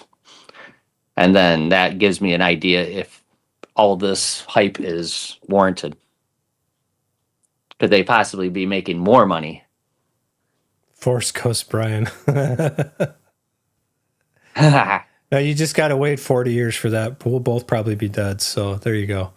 I could do that. There's a way to force ghost me, and then it just looks like a force ghost on camera. So what Brian will be saying is that like we'll be saying we were right. The only time we ever get monetized. We were right. We were right. Listen to us. Even though the economy is totally different now. Boy, look at their coverage ratio. Now, Spartacus, why would you buy Pfizer and the spinoff VTRS? Or do you have VTRS from the spinoff because you own Pfizer? He does own it. Okay. I've held it in my portfolio quite some time. It seems to be performing much better. Spinoffs are dangerous to me because they tend to riddle them with debt, like we saw with 3M. So their coverage ratio is pretty awful. I wouldn't plan on getting much of a dividend from these guys. Was it like 1-point-something %, 1.2 or something? The coverage ratio is negative 70%. If you look at their operating income, they're losing 2.7. Is that billion? Yeah, $2.7 billion. That's a lot of money. Their revenue has dropped significantly as well. And I don't know if you look at quarterly, if that's still going to be the thing. Like if they're still having this. Operating is still dropping, but not nearly. They had a bad quarter. That's $2.9 billion in one quarter. Yeah, wow. Now there's a lot of ways they can get themselves out of this. And you can already see that when you look at their operating expenses got cut in half. Like they're trying. Well, Spartacus, I would say if you got it for free, then hey, free stock. So you're saying buy Energizer. I'm not sure. Energizer doesn't really compete in the same space as companies that are making solid state batteries. I'm kind of surprised by that. I thought that they would be all over it, but they're not. When we were looking at solid state battery companies, past couple weeks, we've been poking at them, trying to find out which one's going to be the best thing for something like Doroni. If you don't know what Doroni is, talked about them a few times here. I watched that video. That looks awesome. It and does. Matt, I would say you've got guys. maybe a 1 in a million chance. Of what? He says, so you're saying buy Energizer. So you're saying there's a chance. You like your Dumb and Dumber references. That's like one of the only few movies that you've watched. So these guys, I've been looking as an investor to try to see. Flying cars are amazing. They actually have a I want to working buy prototype. one. They're not super expensive, but they only have 100 miles of range. And my concern is that it's like our concern with Tesla. Elon Musk is different.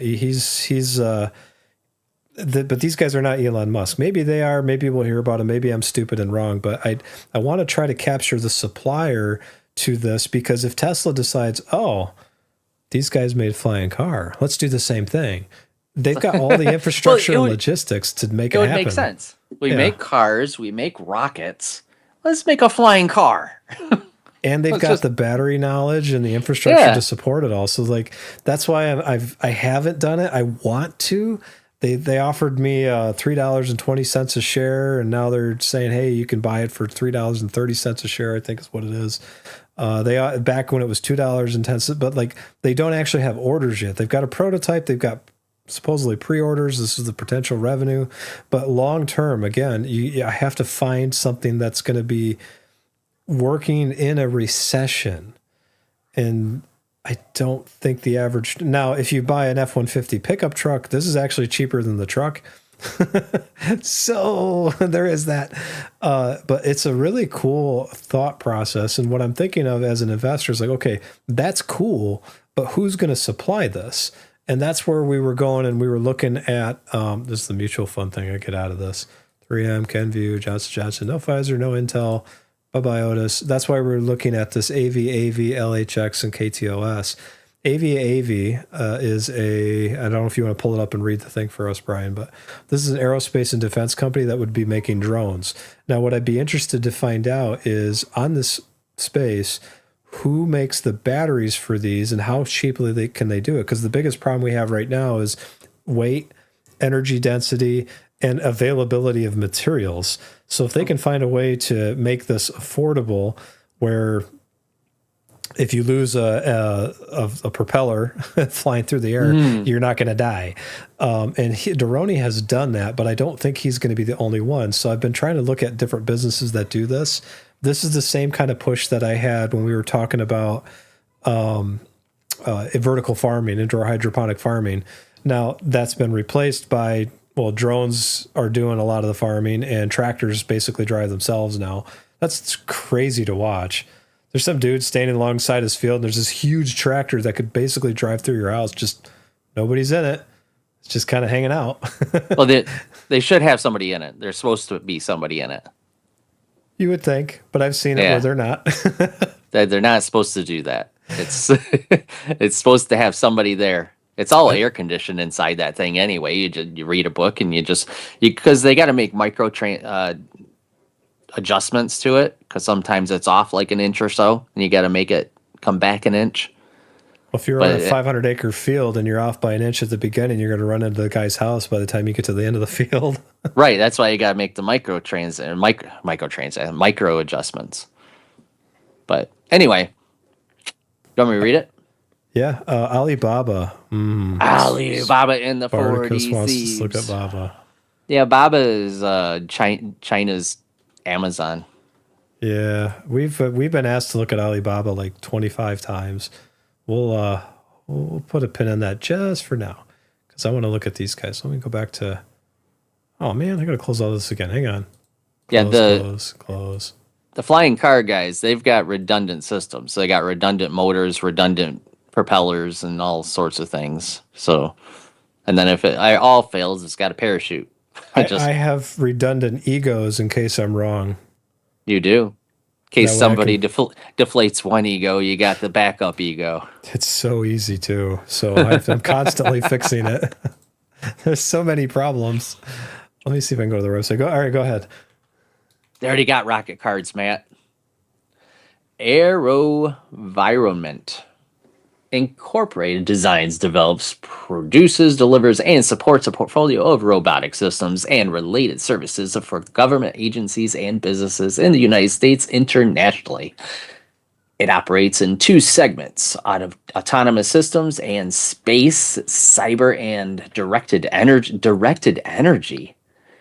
The company provides uncrewed aircraft systems, which includes small and medium UAS and Kinesis command and control software, and counter UAS and precision strike, a loitering munitions solution that deliver actionable wait. intelligence. Loitering. A Loitering? loitering Like people hanging out in munitions. front of Starbucks? No, the Get munitions out, boom. solution is just kind of loitering around. It's like, you can't get here. No soliciting. Really? Okay. That deliver actionable intelligence and precision firepower modern warfighters, That including speaks more to precision. the Starbucks people. So like they're standing there and they blow them up, and now they got actionable intelligence about how they fled from the scene. Like, look, that one's going at top speed. How many miles per hour is he running? Including precision strike, radio frequency, and kinetic CUAS, and electronic warfare systems. It also offers autonomy, AI, and platform technologies, unmanned maritime, uncrewed ground systems, and high-altitude pseudo-satellites. The company, it's quasi-satellite. It's not quite a real satellite. This one crashes to Earth every 3 weeks. The company provides digital beamforming technology and multi-band beam software defined antenna tile that allows simultaneous communication with multiple satellites, laser communications, a data transmission system for space operations, space qualified hardware for line of sight stabilization, stabilization, and control electronics in low, medium, and geostationary Earth orbit, as well as cislunar orbits, phased array antenna technology to support hypersonic telemetry and tracking, and other missile testing, and directed energy solution. We're back to directed energy. We call them lasers. Don't they just mean like guns? Directed Like, energy. Directed energy. We're going to blow it up. They're phasers. Step phasers to stun. It also offers cyber solutions for national security and defense operations, and Halo Cortex OSINT, an AI-powered OSINT analysis platform to provide insights and solve Department of Defense and commercial challenges. Good God. You can stop. They'll get the idea. That's it. It's It was fun, incorporated in 1971. It's in Arlington, I take Virginia. great joy in your suffering, Brian. Jesus, that was a lot to read, but it's mind-boggling. So why am I looking at this? Drones are a thing, right? I've seen them. Yeah, they're out there. The reason why I'm looking at this is we just talked about hydroponic farming, drones taking over the farming industry. This is the warfare in Ukraine is changing the way the Pentagon is deciding to spend their research money. And they are dumping a ton of money into drone warfare.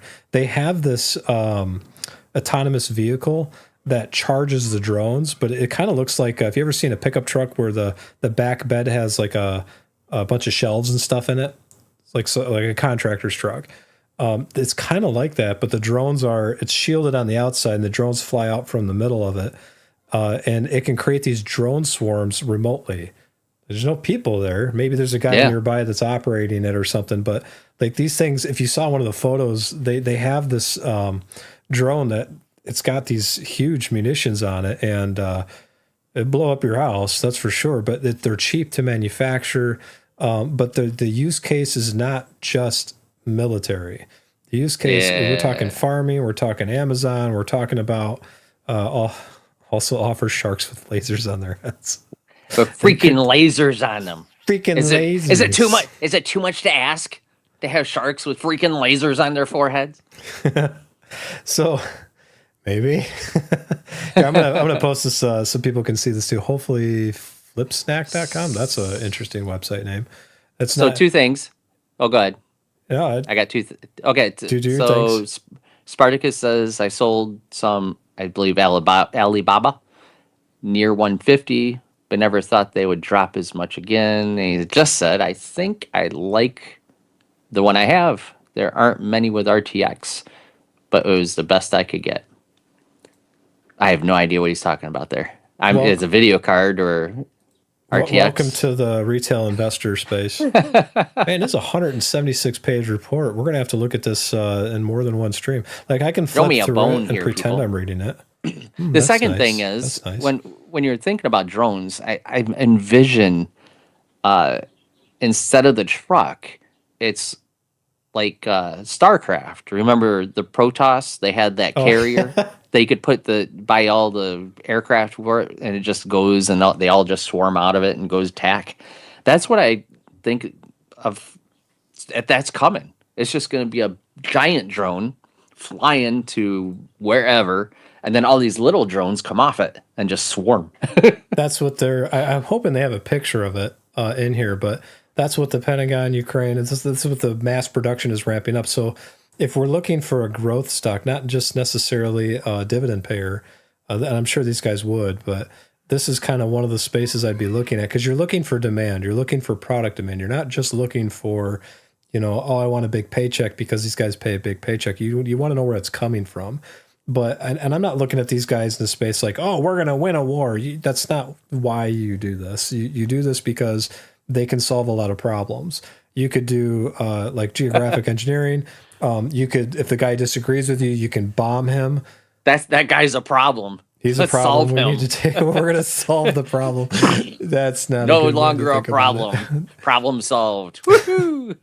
Yeah, we're not. No. How much money did I make for that? Yeah, they are in that space, but no, we're not doing that. But like think from farming applications to like even Doroni Aerospace here, this other flight craft or whatever this is. I would drone, totally big drone. fly that to your house, Tom. You could too. It's 100 miles of range. Totally. My driveway's big enough. I think you can land in it too. The And if you- trees get in the way. I'd have to like go down into the little cul-de-sac area and then fly in through there.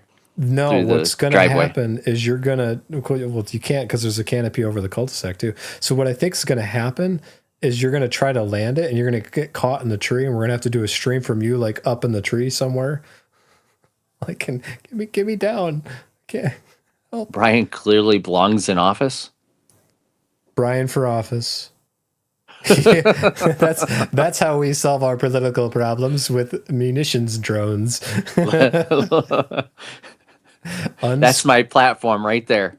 For some reason, when I said that, I was reading this as unscrewed aircraft systems. Like, what does that mean? Actually, Unhinged? yeah, it looks like that. So when we're looking at investments, I'm hoping people kind of get an idea of like what we're thinking of. We're thinking of a product that will solve problems. We're thinking about that. Hopefully, in this case, this solves a different kind of problem, but we want it to help people. And what I'm looking for here is what else the drones can be used for, who manufactures and patents on the technology, the battery technology that powers these. Because if you're going to use it in the military, the hope is you're not spending $10 million on the battery. Like you need this stuff to be cheap and replaceable. And if that is being manufactured by another business that could then take advantage of that and put it into the consumer market. If you think that's not a thing, well, we have rockets because of World War II. We have plastic because of there's a lot of things that come out of conflict, out of just necessity. And this is kind of where we're looking to see, okay, what would be helpful as an investor and where can this go? Because they're going to sell this technology off to the consumer space too. And there is a demand. What is that? That looks like a flock camera on steroids. That looks like something Wentworth made to test Wi-Fi in buildings. Let me do my spectrum analyzer. You might be irradiated, but hey, it's kind of Look at that thing climbing stairs. Yeah, this is man. And if you looked at the earlier in the stream just a few minutes ago, I had the revenue stream up, and you could see those numbers. Like the demand is definitely going there. And there's only a few companies that will benefit from the cyber solutions. Yeah, There's your directed energy, Brian. There it is. I've seen that. I've seen it in operation. Really? Yeah. Not personally, like I've seen videos of it in Where it operation. lights stuff on fire. Yeah, or blows up bombs and stuff, blows up tanks, Does it pretty Like burn- quickly now too. burns a hole through it. Just it's pretty sweet. Which I have to admit, I'm a little sad by because it doesn't look like the Star Wars lasers you see in the movies. It doesn't do that. It's just Not kind of quite. it's invisible. It's like Yeah. all of a sudden the thing bursts onto flames. Like, well, what is that? It's like spontaneous combustion. It's like Tom tells a joke and the guy just goes 5 seconds later. I go, okay. They apparently It'll get better because this is like one of the first iterations of it. So as they get better and they'll get smaller and more powerful, and before you know it, it'll shoot out a beam like in Star Trek or Star Wars. But would you really want to see the beam if you're being truthful about the military objective there? You're like, oh, look, there's a big green ball of death coming at me. It's like, Well, yeah, probably better if you don't know it. think of it like a tracer round. They got tracer rounds so you know where you're firing, right? That glow. This is the same thing. You want to see where you're firing at, right? Otherwise, you're like, it's a laser tag. You can't really see where you got to look at the dot to see if you're actually firing where you're firing. Man, that's a high stake games of laser tag. I am out. I am not playing that game because I am not good at aiming that far. Wait. That was a number. There's a number. Total return. Okay. So I think what I'm going to just let everybody know is, like, with this particular company, I'm going to be looking more at this. And I'm looking in the battery space. So if you're watching, Tom shows up in a war, tells a joke, war ends immediately. I do not want to test that. They're going to plot me down in Ukraine and just like, how long is this man going to live? Actually, he'd probably just bore both sides and they'll team up just to get rid of him. It's like, hang on. We need to deal with this guy first because I will we be just the can't. only guy that somehow survived longer than the 1 minute and 14-second life expectancy of somebody on the front line. I think I saw that it was, it's not actually that short. I think it's like 10 minutes, but that's still, oh, you're going to the front line. Oh, cool. How long do I have to live? 10 minutes. You have 10 minutes. That's awful. There's a whole demographic conversation and the bad thing going on there. But like I said, we're looking in the space of long term, because hopefully the Ukraine war ends soon without nuclear missiles being deployed. But like at some point, the technology that's being patented and used now will hit the commercial sector. We want to know who has the logistics and the manufacturing footprint to make that happen, because that's going to benefit even a company like this Doroni one here. Oh, that's not Doroni. There we go. These guys. Yeah. And I would, if this was affordable and I could get clearance to just go to work this way, I would do it. I hate traffic. The way people drive is like, they don't realize there's a car, like that car, there's a person inside that car. That's a human being. Mm-hmm. But yeah, anyways, I digress. Well, I would argue that your idea of going to work is going downstairs. 30% of the time. I was out quite a bit last week. And You are getting out a lot more than you used to. Because I'm getting claustrophobic. It's like, I can't sit here forever. So if we're looking at the money, total revenue from 400 to 821, that looks really good. Their operating income, that's really fascinating. A lot of investment happening here, I would imagine. They lost $179 million. But like now they're starting to come back. So this is where I kind of want to live if we're not talking of like the durable income producing payers that are out there. I want to try to live in this space because I think that long term, you're going to see a disproportionate level of growth, especially if we find a way to produce batteries from like sea salt or something, because that solves multiple problems where desalinization becomes actually economically viable. It's very inefficient right now. And then you see that, hey, these batteries can be used where if you hit the car, it's not going to explode and requires a hazmat team like Tesla does to get the car put out. Now that Tesla has gotten better with that, but lithium has issues. So right. And they have the high output capacitors now. They do. Yep. They do. So this is where, like, yeah, we're dividend dudes. Yeah, we're boring, but we're still looking in these spaces to see where the opportunity lies. And like I said before, it only shows up like 1 or 2 times a year. When it does, you better be ready to jump. So this is why we are looking at this stuff on a frequent basis. But man, we didn't really talk about any of this stuff. Straits of Hormuz is open. No, wait, it's closed. They say it's closed. And then these guys say it's open. It is open. It's open again. It's open. It's closed. It's open again. Yeah. But may never go back to normal. Do you have this pulled up where you can like read it to people while I go empty my tiny bladder? Perhaps. RTX, Spartacus, man. That's another one. Okay. RTX Corp. Hang on, let me put this in here so I don't forget them. Not to be confused with the video card. Aerospace and defense. Yeah, these were, this is one that we were looking at. I excluded that for a reason. I don't remember what the reason was. Probably because it was too close to my video card. It's just too confusing. Too confusing. There's too many letters. How many letters are there? 3. I need 1 or 2. That's all I can handle. Okay, let's do Iran declares Strait of Hormuz closed. Which one do you want to do? Open or closed? I'll do open first. Open first. Okay. Because I haven't read your closed one. Oh. Really? I'm heartbroken. I didn't know I was out there. Schrodinger Strait.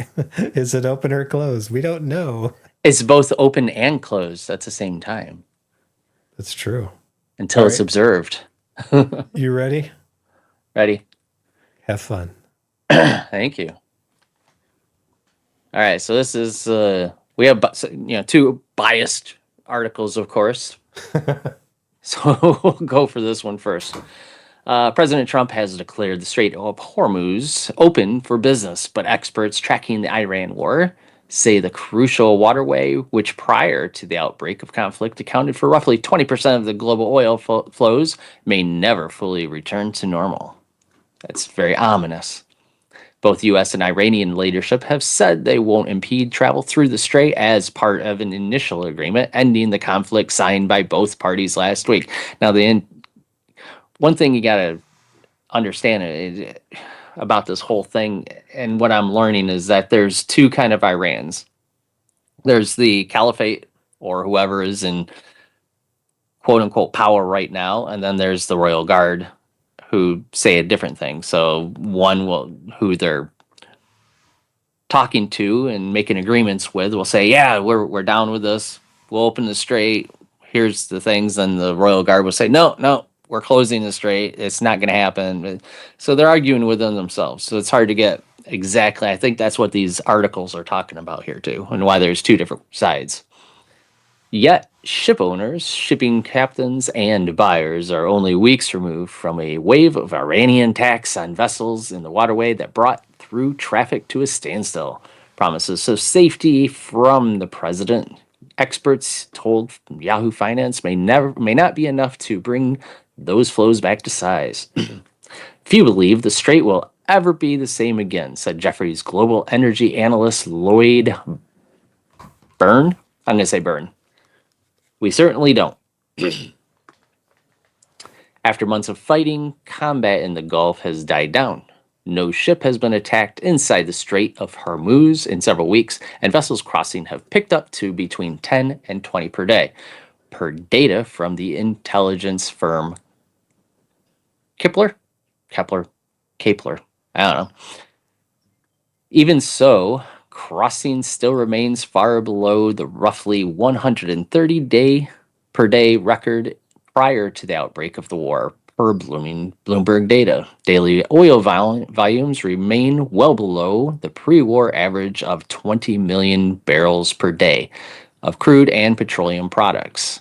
There's a neat little graph here that shows that it was flowing quite well before the war, dropped down, and it's slightly going up. I'm back. Hey, straight interesting. For transit to return en masse, ship owners and captains must trust that the current peace will hold. Matthew Wright, a freight analyst for Kepler, told Yahoo Finance what shippers are looking for is consistency over days and weeks, Wright said, which makes sense because of insurance purposes, and they don't want to get over days, not months and years. Okay. Right. No attacks. That's what they want. No get blowed up. And they don't want to have to turn off their, internal beacons and all their lights to go through at night and take that risk. The real question is, how is the strait opening somehow tied to global warming? We have no idea, but I thought it was an interesting article to tie into it. Well, as the seas rise and the strait becomes bigger. wider and wider over the land, and Qatar becomes nothing because it is now all underwater, it gives them more. Anyway, Well, the actually, ships it helps the that city that's mostly canals with their Venice? property values. Yeah, Venice. I don't know what I'm saying. Okay, keep going. I don't know where you're going with that, but the ships that have made the crossing either in or out of the strait over the past few days have primarily belonged to smaller companies with a higher tolerance of risk, or were affiliated either with Iran or with not a nation not perceived to be postured against Iran, Wright said. Some have been making the journey with their AIS. That's what I was thinking of. The AIS tracking beacons turned off in so-called dark transits. Those are the ones that we're escorting, isn't it? Like Yeah. Yeah. Okay, that's what I thought. Yeah, they go through at night, turn off their beacons so they can't be tracked, and then we escort them through. After Iranian leaders said over the weekend they were reclosing the strait following strikes by the Israel military inside Lebanon, traffic through the Strait of Hormuz once again dipped before recovering after assurances of safety were provided by the U.S. and Iran, a sign that the transit, which only takes a few hours on average, remains contentious. So For oil basically, the fact that there's this deal doesn't really mean anything, is what you're saying. Right. We have a treaty, but it's not worth anything. Well, we made the, like I was saying before, we made the treaty with whoever's in charge now in the caliphate, because we killed the top two layers of government. So now whoever's left is who we're dealing with now, but they're not necessarily in control of the royal guard, who's doing all the fighting. So you get them in fighting over, we're going to close it, we're going to open it, we don't want this treaty, we do. So it's kind of one of those deals where who's in charge. I always thought it was interesting that when they took off the top two layers of leadership, the thing in the back of my mind that I actually blurted out to my wife, like, who's to say that the people that are lower on the totem chain that don't have at least any kind of political experience to smooth things over are somehow a lot worse than the people that we just took out, because they're the ones that actually execute the commands. They're the ones doing this, the dirty work. The guy at the top he's just like, pulling this, telling the people what to do. He's not actually doing it. You take those guys out, the people that are actually doing the work, which are probably worse, are the ones that's left. And that's exactly what we're seeing here. It's like, you go to this next article. Check this out here. This Trump thing. in a perfect world, we want the opposition leader to take over, right? Because this government is not doing great.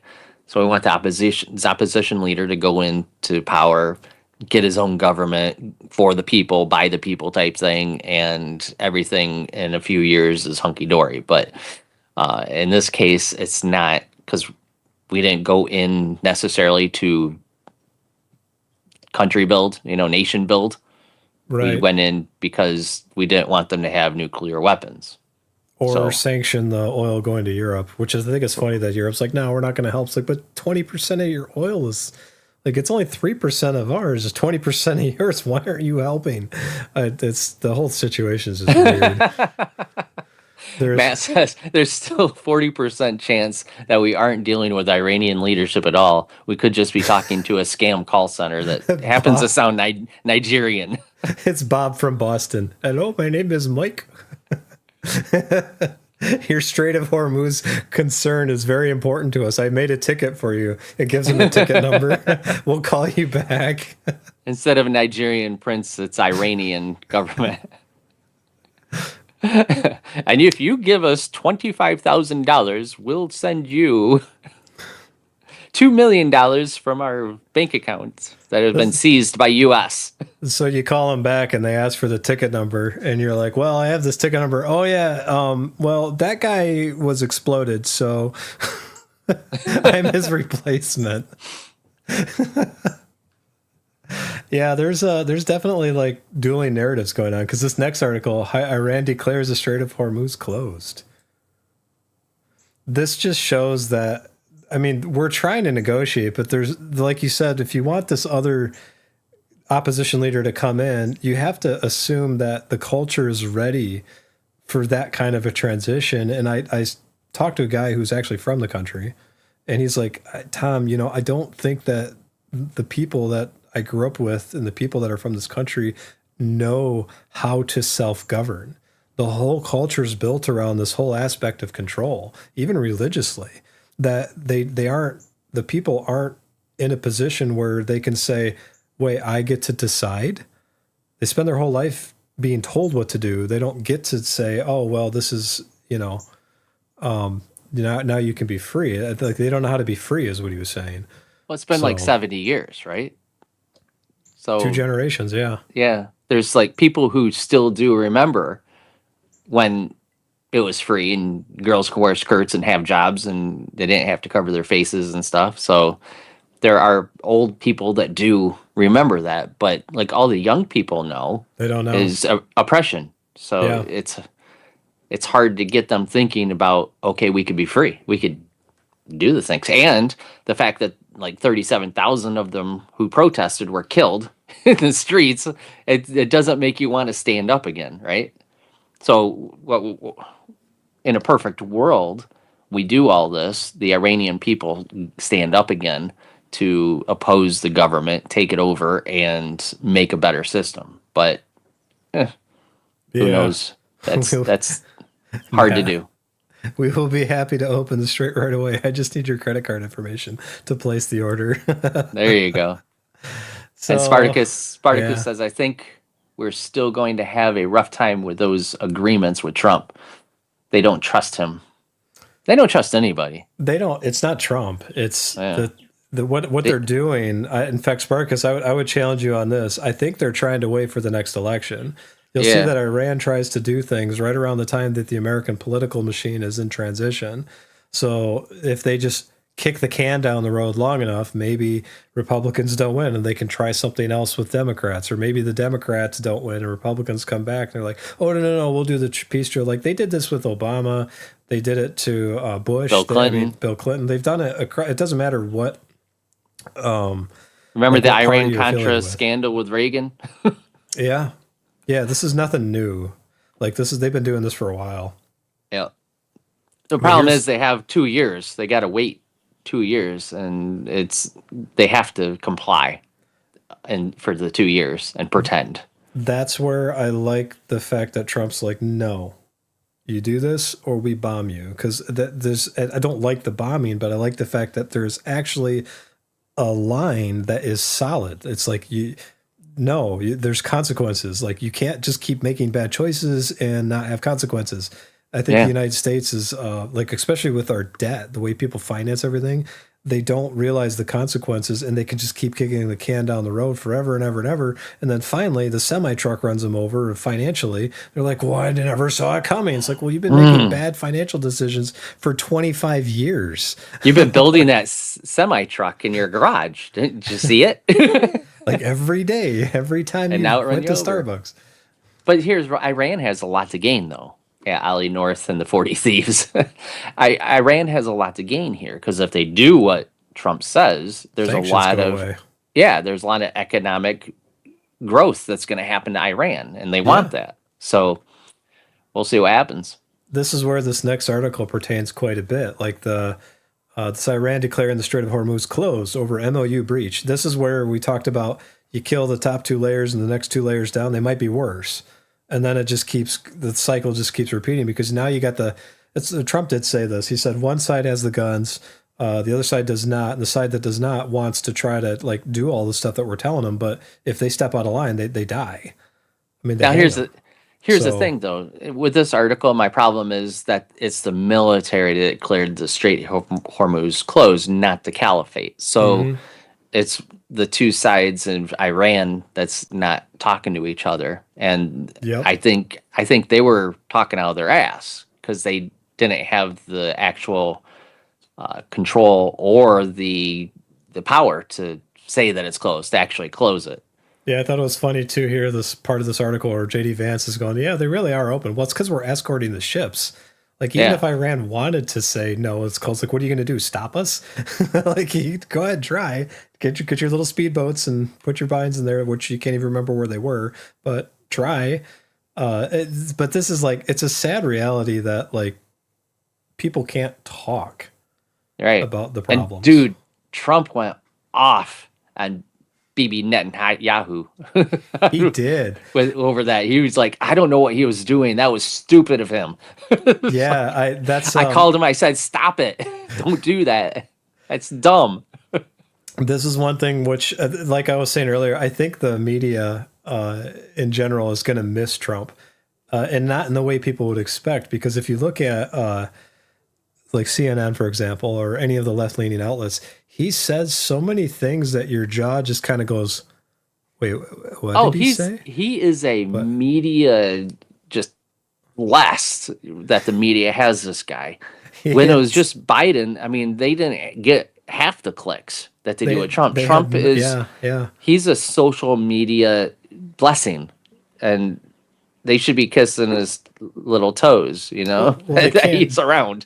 They can't do that though, because it doesn't generate outrage and doesn't get them money, and that's how they they get their clicks that way. Behind the scenes, Yeah, I mean, can you imagine? Like, let's say Trump's not around anymore, and let's say you get Biden back in office. I don't know if he'll be alive then, but like, let's say he's back in office.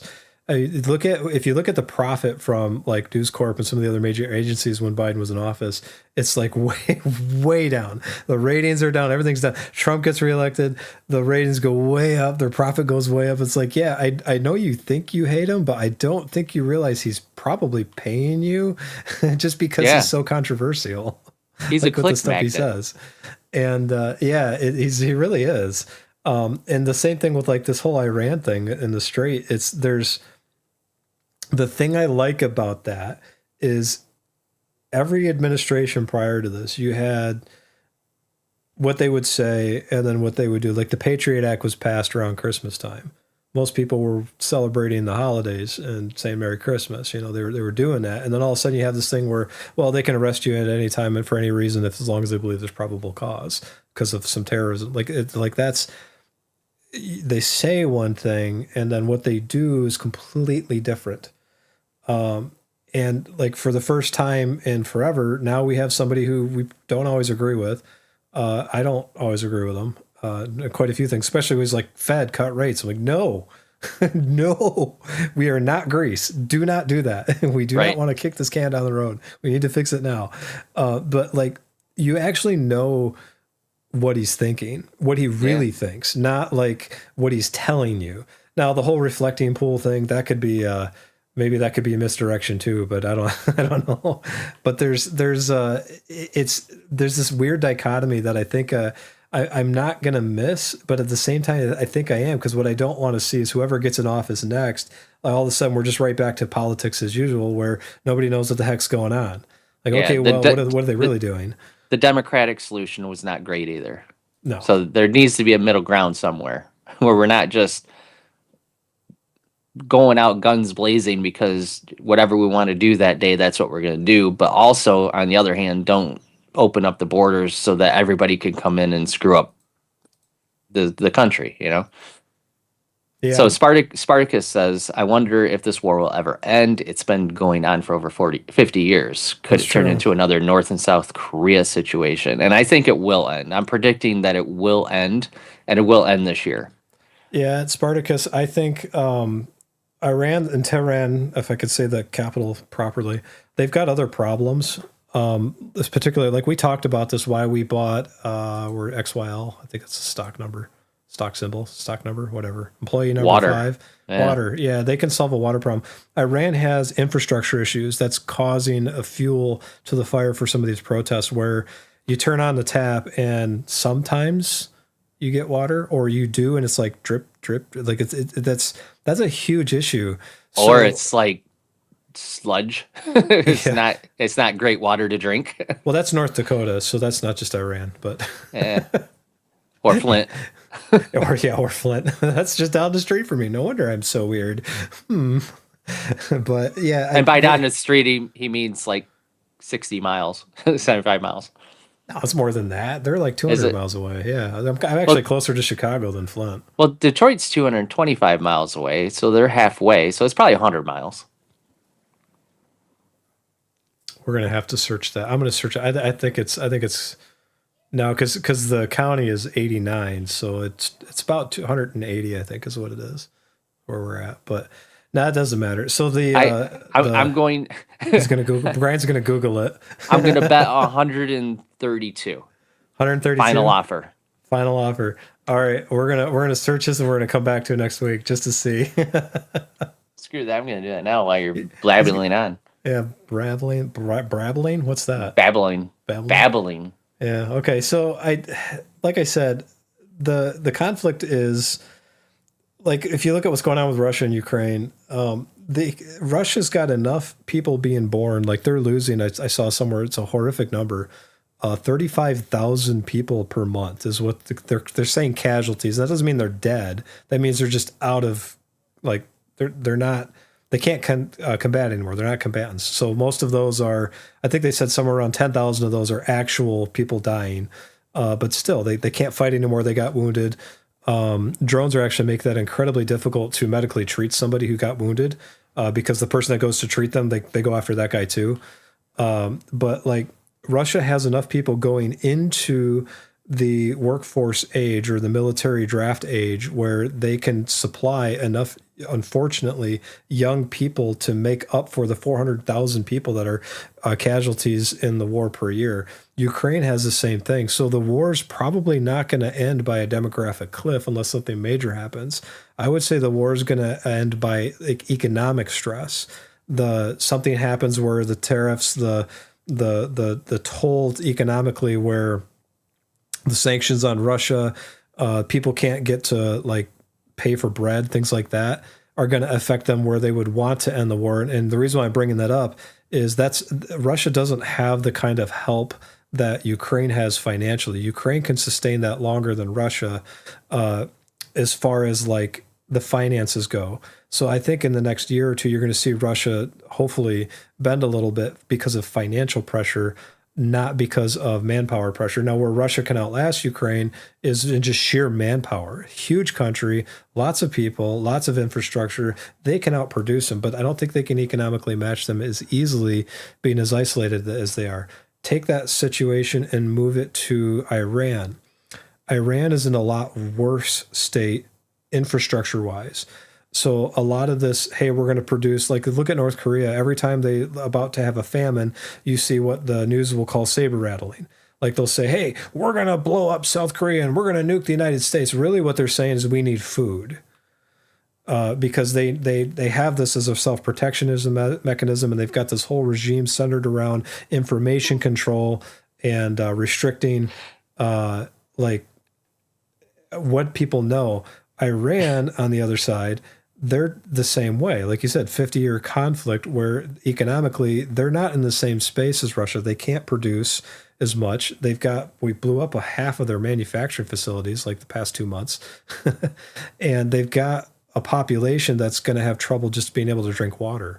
So for North Korea, you only hurt because you're crying out for help. I think the war is it's a terrible thing, but most wars end economically. Like even the Roman Empire ended economically. The conflict that came was a result of the lack of being able to fund and field an army. They just became too Right. spread out. That's the big thing was the demographics, and the geography was just too big. They couldn't sustain it. Now, I will say Iran has a little bit better edge than like North Korea because they do produce enough oil where they could be a rich nation if they use that to fix their infrastructure and make it an industrialized nation again They could. that could do it just based on the oil. Then they could use that to manufacture things, sell that, get their GDP up, and they could be the 11th richest nation in the world if they wanted to.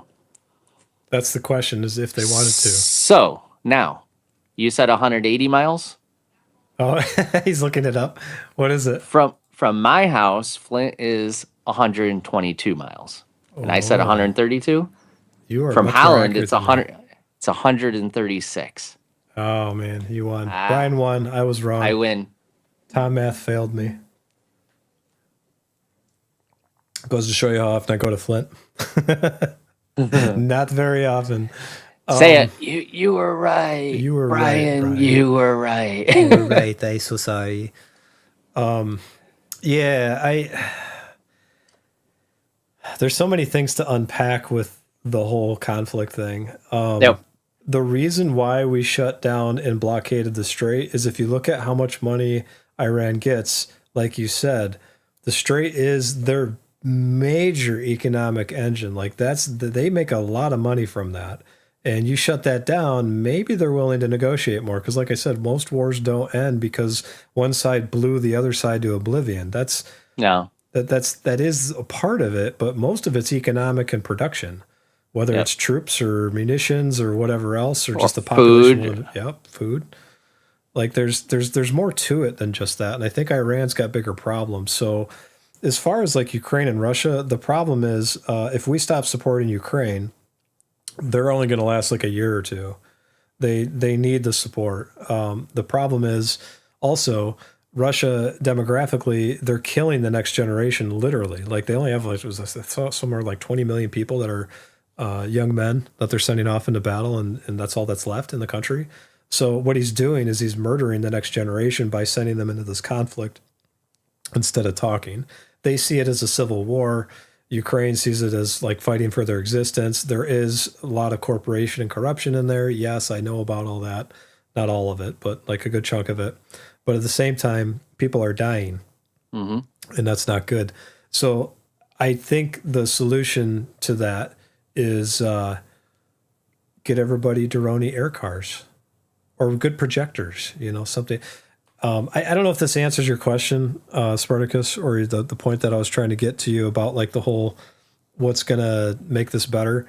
I think before Iran decides that they're going to actually play ball, you're going to see something where some of the infrastructure gets hit in such a way that their profit is going to be hit more than just us blockading the Strait. You have to be able to fight the people that have the guns without hurting the people that don't have the guns. And that's a hard fight to make. And when you're dealing with a culture that's had 50 years of religious theocracy control over an entire population, you've got two younger generations that don't know what freedom is like. And they're not going to, they don't know, they don't remember the way it was like the old people do. And the old people, they're sure as heck not going to fight for it. What are they, 75 years old at the youngest now? Like they can't. Right. What are they going to do? I mean, they can't fight that. So it's a sad situation. But maybe that explains a little bit more about why the blockade existed in the first place, outside of the fact that I heard that Russia was saying that, oh yeah, we're gonna help purify some of that uranium, but like so you could make this, and we said nope, like heck you are. But that's a different conspiracy theory conversation for another day, I guess. So what else you got to add to that, Brian? We could talk about this for like days. We really could. It's a very it's a complicated topic. People are more complicated than I think demographics give us credit for. Or social media. That's a whole nother space too. I've got one last thing that I think we should talk about before we call it. a week. And then this other stuff, I don't really want to talk about COVID. And we already know that global warming made Mr. Nobel Peace Prize winner, not going to name names, Gore, a lot of money. Tipper? But then I think, like, because as an investor, we have to look at this stuff. So this is a guy who is, I'd never really looked at that picture. Now I'm looking at it. That looks like a stressed out man. I don't want his job. I'll sit on the board. I don't want his job. He's like, I can't believe I did that. It's like, nobody's listening to me. I give them the numbers. They don't listen to me. We all gave them the numbers. Nobody cares about the numbers. Nope. They care about the price of gas. So here's the next one. I just posted it in Rumble chat. If you're on YouTube, sorry. But this is Federal Reserve Chair Kevin Warsh. If you're on YouTube, suck it. I don't mean that. We love you over on YouTube, except YouTube hates us. So, suck it. It's Spartacus. If you're over on YouTube, like, give us a 1 or something. Because the only person who talks is Spartacus. So we got Federal Reserve Chair Kevin Warsh last week suggested that markets should do more of the talking when it comes to guiding investors on where interest rates, inflation, and the economy are headed. So basically, he wants to wait and see. That's a very Yellen style approach. Not a Greenspan one, but Yellen one. So basically what they're coming out with here in the market is they're saying if the market freaks out and they tank, they might keep the rates the same. Maybe they'll lower them, probably not. But if they're volatile, they're going to stay put. If they go way up, they're probably going to raise rates. Very uneventful. Simple as that. Yeah, very uneventful type events. But people were already pricing in the stock market cuts. They thought he was going to cut rates, and because Trump wants him to cut. I think that's a horrible decision, but he wants him to do it. So his response, I actually, despite the pressure, I don't think it's a bad response. And I'm really curious to know whether or not we go into this violent cycle that he has to somehow navigate with this K-shaped economy, where he has to balance what historically is a very normal interest rate with an economy that's very unpredictable, especially over the next 2 to 3 years, because maybe we're bottomed, maybe we're not. The Fed decides that, oh yeah, we need to raise rates. That could hurt it. If the Fed decides that, oh, we're going to lower rates, well, that could spin up a whole nother set of inflation that we saw from 2020. We need to fix that problem. So honestly, this seems like a Jerome Powell decision. Yeah, I mean, he played a part, I believe. The problem they have is if they do raise rates and the housing market takes a further bite out of things, most of the people that own homes are boomers. So you're going to see this weird stock market that's going to be historically violent, because you've got all this equity that people think, oh, I'm worth $10 million because I bought this house and it went up a lot. Well, the house isn't worth what you think it is. It's worth what people are willing to buy it for. And now all of a sudden you have the rates making the house even more unaffordable. So who's really going to be buying these homes? So the economy, it's a very precarious position that he's in right now. And they talk about the barrel of oil, and they're talking about what's happening with what we just talked about with the straight. And then I think Warsh, here we go. Warsh underscored his commitment to getting inflation down to 2% and kept the door open to rate hikes. He didn't do it, but that is the exact opposite of what the stocks said, or at least their pricing, and they thought it was going to do. Brian and I talked that we didn't think that they were going to lower it. Where I'm a little surprised is he's saying we're going to do hikes plural, not singular. Yeah, I don't think we're going to reach double-digit inflation again soon, Spartacus. Yeah, we're not with there. how this guy thinks. This guy is doing inflation first, and then fuck the housing market until we get inflation under control. Once then we could start working on housing and pricing for things. But his idea is we need to get inflation down, which isn't wrong. There's it's not a bad easy idea way to do it. Yeah. Sorry, I don't want to talk over you, so go ahead. You already did. It's done. I'm sorry. It was pegged at 6.66%. They didn't Yep. even. They weren't superstitious. Boy, that's not a.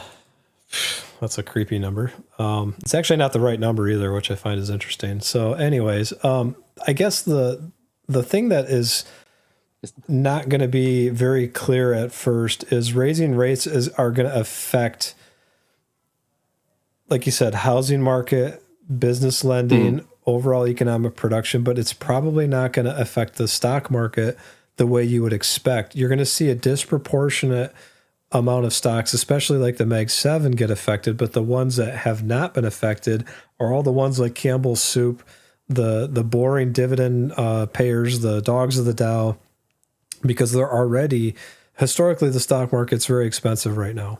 But if you look at like where the trailing PE ratio is for a lot of these other companies, price relative to their earnings, it's actually pretty close to normal, but on the upper side of the bar.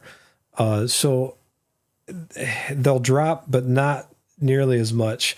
So I would think that the risk assets that are out there, the ones that have accounted for the massive amounts of gains, the bubble stocks is what I would call them, those are the ones that are going to suffer the most in the event of this, because when people need capital, they're going to pull it out of something that, just like we do, the stocks that are doing good. And which stocks have been doing good? The AI ones. So this is going to be a very disproportionate and very lopsided correction, I think. And that's, do I know when? Spartacus makes a good point. Says, but those things don't go hand in hand because there are a lot of jobs in the sector that could go down the drain, just like in 2008. And I think they kind of do hand in hand, but in not just a one-to-one, like they're connected. I think this is connected to this is connected to this. There's a lot of moving parts in this. And it's not just as simple as inflation, right? Inflation is made up of a lot of different parts too. So if the jobs for some reason tank and we've got millions of people out of work, that throws a monkey wrench in all this. That's where this comes into play, the volatility. So you're going to see people reallocating capital out of assets that look like they're risky into ones that are more safe. It's going to be great for the Dow. But you're also going to see like reallocation out of risky assets in the form of a lot of these AI companies. The ones that don't actually produce profit are the ones that are going to suffer the most. Like Warren Buffett says, when the market crashes, the tide goes out, as an example, you're going to see who's swimming naked. And there's going to be a lot of that. It's going to be very disproportionate. I'm not sure this is going to go down the same way. In fact, I don't think it'll go down the same way as 2008. We looked at a lot of banking stocks, a lot of financial stocks, especially for a good part of half of last year. And they have, a lot of them, enough financial leverage, enough assets, and enough money just set away, like based on the rules that were put in place to cover a lot of the subprime lending that caused the issue 2008. So I don't think we're going to see that. What I would think is demographics are going to play a part with boomers exiting the market slowly. But I also think that you're not going to see just this massive crash. I think what you're probably going to see, and this is me predicting things with a crystal ball, so don't hold me to it. I think you're going to see, stock moment prediction time with Tom. I think what you're going to see is the home price is going to sit there. They're going to list their house for $1 million. It's not going to sell. It's not going to sell. So then they unlist it. 2 years later, they list it again for $1 million. But what they're not accounting for is inflation came in, made the money worth less. So $1 million isn't as expensive 2 years later than it was when they first listed it. This is going to go on for 3 to 4, maybe 5 years. And then eventually you'll see that wages, inflation, things have caught up to it where then they can finally sell their house. There's another big catch to this too that a lot of people aren't thinking of, is because the home prices have gone up so much. If you sell a house that's, now granted, a lot of people can't do this, but if you sell a house that's over $850,000 and you owned it outright, let's say you're a boomer, you worked 50 years, 40 years, whatever, you've spent decades of your life building this asset and your net worth, over $850,000, you pay taxes on that.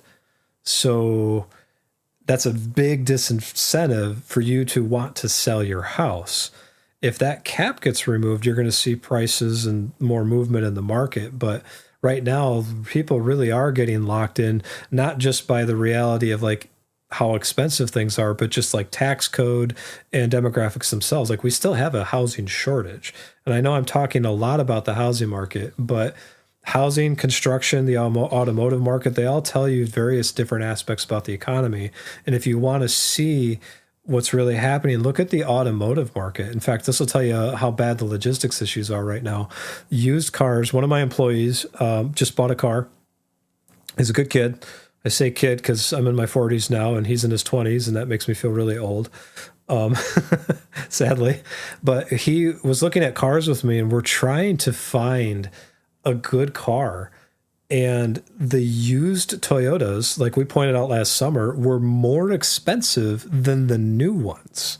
He's not looking for a race car or a sports car. He's looking at Toyota Corollas. And I think he bought it like a Honda Accord or Honda Civic, I believe. And the new one was actually the same price as the used one with like 40 or 50,000 more miles on it. It's like, well, buy the new one. And then I made fun of him because my newest car is a 2018. It's a fast BMW, but it's 2018. It's not a new car. Like, man, you drive a newer car than almost everybody else in the company. But that's that points more towards an issue economically where we have structural problems that are not going to just immediately evaporate, and they can't simply be fixed by a stock market crash. Nobody's going to say, oh, I bought a house for $1 million. I think I'll sell it for $600,000 just because this millennial guy wants it. They're not going to do that. I'm not going to do that. I don't think you do it either. So I think time is going to play a big part here.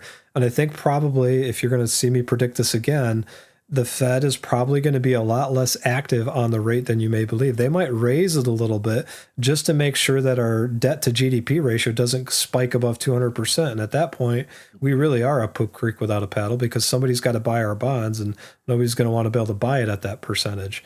So there's like Brian said, there's all these different levers. And if you ever watch the Sherlock Holmes series where he zooms in and there's all these numbers and things going around his head where he goes into his mind palace, that really is how it works. Like there's a lot of different moving parts here. And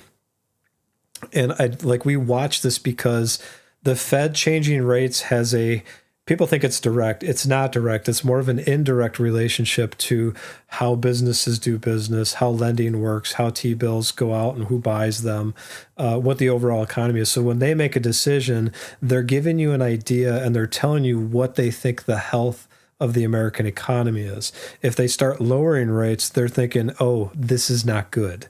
If they're raising rates, so I'm oversimplifying this, but if they're raising rates, they're thinking, economy's getting a little bit too hot. Inflation's getting a little bit too hot. And they're trying to make sure that the United States dollar stays, they're doing a good job, as the world's reserve currency, and that the economy doesn't explode or crash horrifically.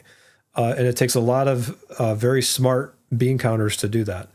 So when we watch this stuff, we're getting a big macroeconomic gauge or picture of what we think the economy actually looks like. That helps us make stock decisions, despite all the Iranian conflict thing and everything else that's going on too. So there you have it.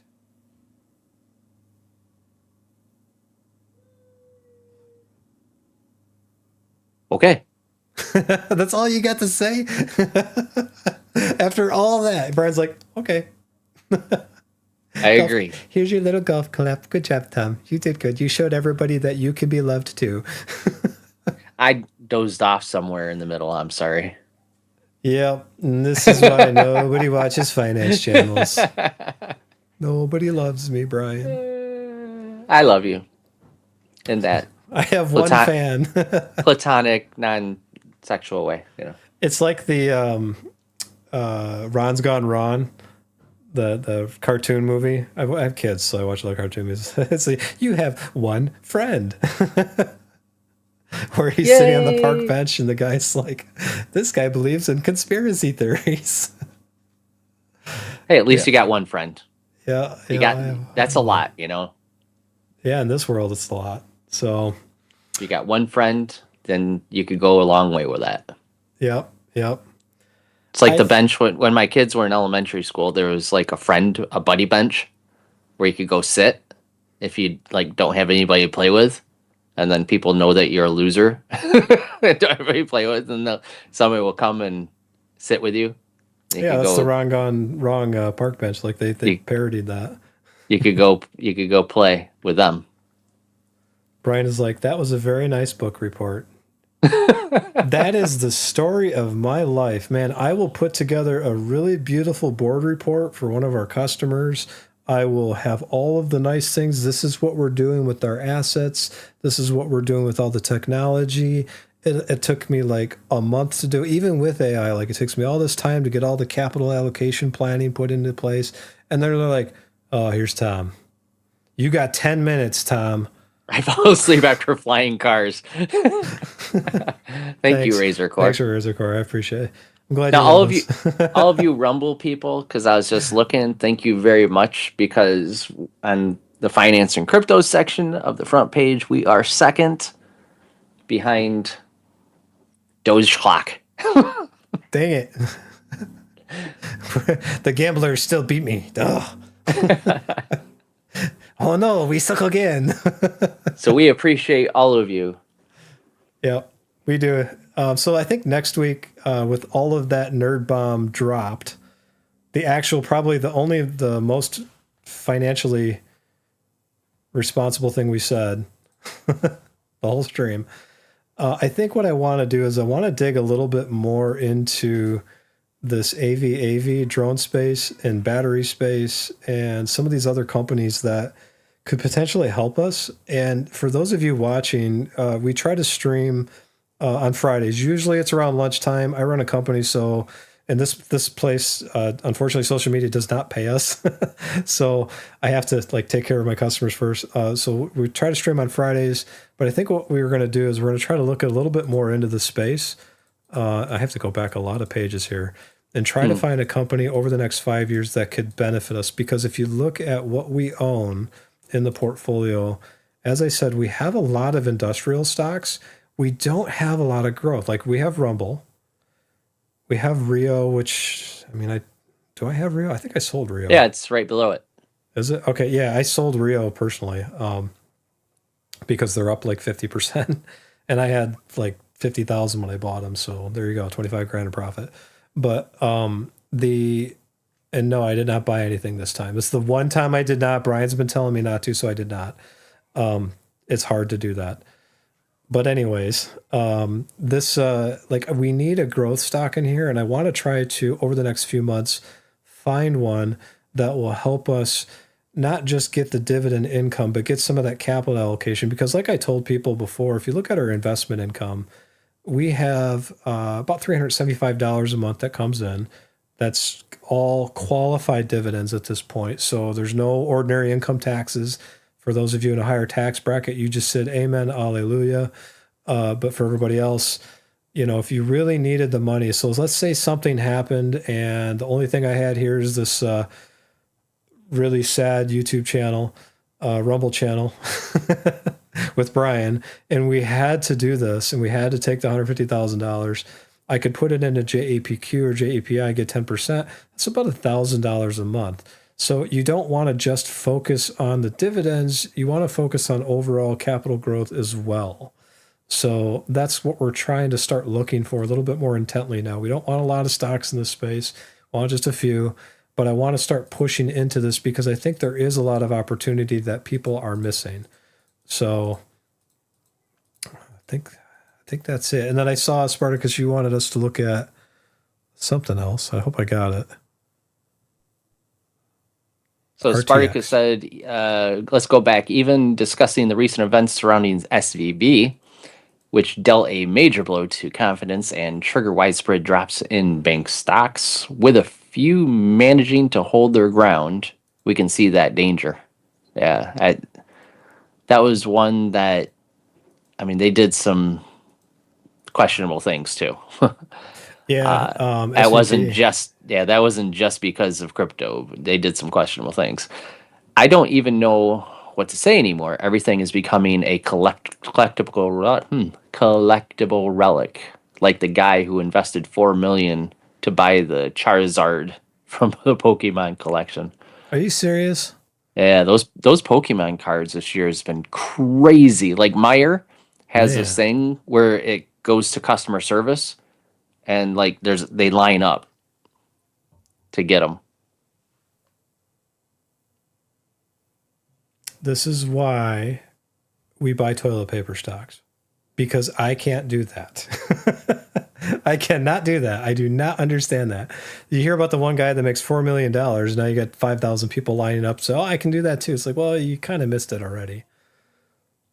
So anyways, hey, pay attention to AT&T stock too. If they drop a lot, I'm probably going to want to add a little bit to them. So no, that's, I think that's what I got for today. Today was a relatively good stream.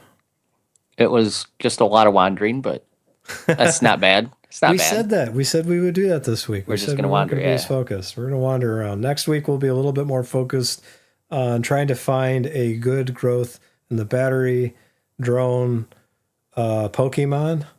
Pokemon? No. In one of those sectors to see where we can possibly land out. Maybe two. Maybe we'll find two. Maybe 2 pony rides at Meyer. I don't think they even have. I think Meyer retired. I think it's Sandy. Sandy, yeah. Yeah, I think they retired her. No, my Meyer still has Sandy. Does she? Yep. Does she? Do they? Okay. They do. Meijer, Meyer. We DoorDash everything, so I don't get out. It's cheaper. If you look at I drive V8 Porsche, right? So you by the time I get out of my neighborhood, I've spent like $5 in gas. That sounds like a you problem. That is a me problem. It's like you hit yourself in the head with a hammer and you complain that you got a hurt head. It's like, no, that's a you problem. You don't hit yourself in the head with a hammer. And Razor Court, that Porsche has been very good to me. So all this time, the 9 years, the Cayenne is a great car, very reliable. Just be careful with driving it like it's a Porsche, and you'll be fine. It is fast, but it just becomes another car after a few months. So, anyways, all right, you want to raid somebody? Yeah, how do we do that? All right. So the people who are alive in the finance and crypto right now are Roxham TV, who has 3 people watching, and then welcome to Liberty Aid Academy and Trending the Forecast. Where am I looking? I don't see this.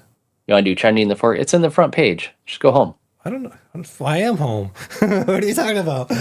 No, click home. I'm home. Yeah, category finance. See, right here. No, just click home on the left-hand side. You can't tell me what to do.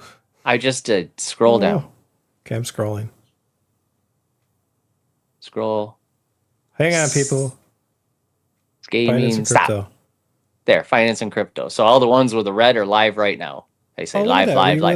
We really are number 2. Hey, wow, this tells you how many people don't care about finance. And the Doge Clock Live is just that. It's that same shot that just tells you how much it is. It doesn't do anything. So we don't want to send everybody to that, do we? It's like the inflation. Like it's got the national debt. No. I have a Porsche. Yes, a Porsche. Is it Porsche or Porsche? Yeah, I got a Porsche and a BMW M3. They're both paid for. No, Caleb Hammer is not live right now. We need to find out when he streams, and then we need to stream when he streams, and then we can send it to him. Yeah, I'm sure he'll notice our 3 people watching. Well, we got 12. Look at that, 12 people. And yes, he will, because it'll come up and say so-and-so has rated your stream. That way he's like, who are those guys? Did that guy really just seriously spend 20 minutes talking about, like, the Fed? What? Who does he think he is? Nah. So which one do you want to pick here? Well, I'd say, because Trading the Forecast has the little green check mark, so they pay for it. I don't know. Trading the Forecast? All right, let's do these guys. Trading the Forecast. I have no idea, for all of you people watching, I have no idea what they're talking about. So if they're horrible, come back next week and say, like, hey, that was really dumb of you, Tom. And I will admit that Brian was right once again. Somehow. So we're gonna try this. All right. So what do we do? Don't here? leave. I click the little Wait. dots. What do I click on? Wait. Do I click on them? Well, you got to get the link. All right. So I'm going to click on them, and I gotta pause this. And oh, there's a day trader. Oh no. Oh, you don't want to do a day trader? Oh no. Well, we Okay, can. go do a different one then. No, we can do it. This will be like learn from it, but don't like try to day trade unless you're a pro. Okay. Just click the link at the top, right? At the top. Or embed, Yeah, however click you on want to do it. embed. You- I want it's- to be in bed. The monetized direct URL. That's one right here. Okay. All right. Yeah. Click that. Okay. Copy. All right. Now what do I do? Now go back to ours. Go back to ours. We have a stream. What we do? Yeah. Go back to Rumble, to where you Rumble Studio. So you have the Do chat. I have it up? I have the Studio up. Okay, hang on. Where? There you go. Rumble Studio. Okay, go into the message / raid, and then copy the link. All right. I'm not gonna hit enter yet. Maybe I will.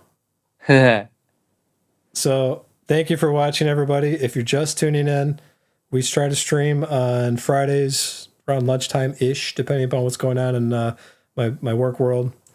And next week, we're going to be talking about Brian's haircut that he covered with his hat. No, we'll probably be talking about battery stocks and a few other things to add to our portfolio. And if you look at the very beginning of the stream, you'll see our profit and the percentages of everything. So appreciate everybody watching. And I guess take a shot. I hope this works. Yeah, we hope to watch it doesn't work. Like, okay, it's done. And then people are like, well, we're still here. All right, let's give it a try. Here we go. See everybody next week. Or Happy I'm going to look investing. happy investing. I'm going to look really stupid, hopefully not in a second here. Oh, confirm. Okay, here we go. There you go, trading the forecast. I'm sorry for all of the people who don't day trade. Don't do it.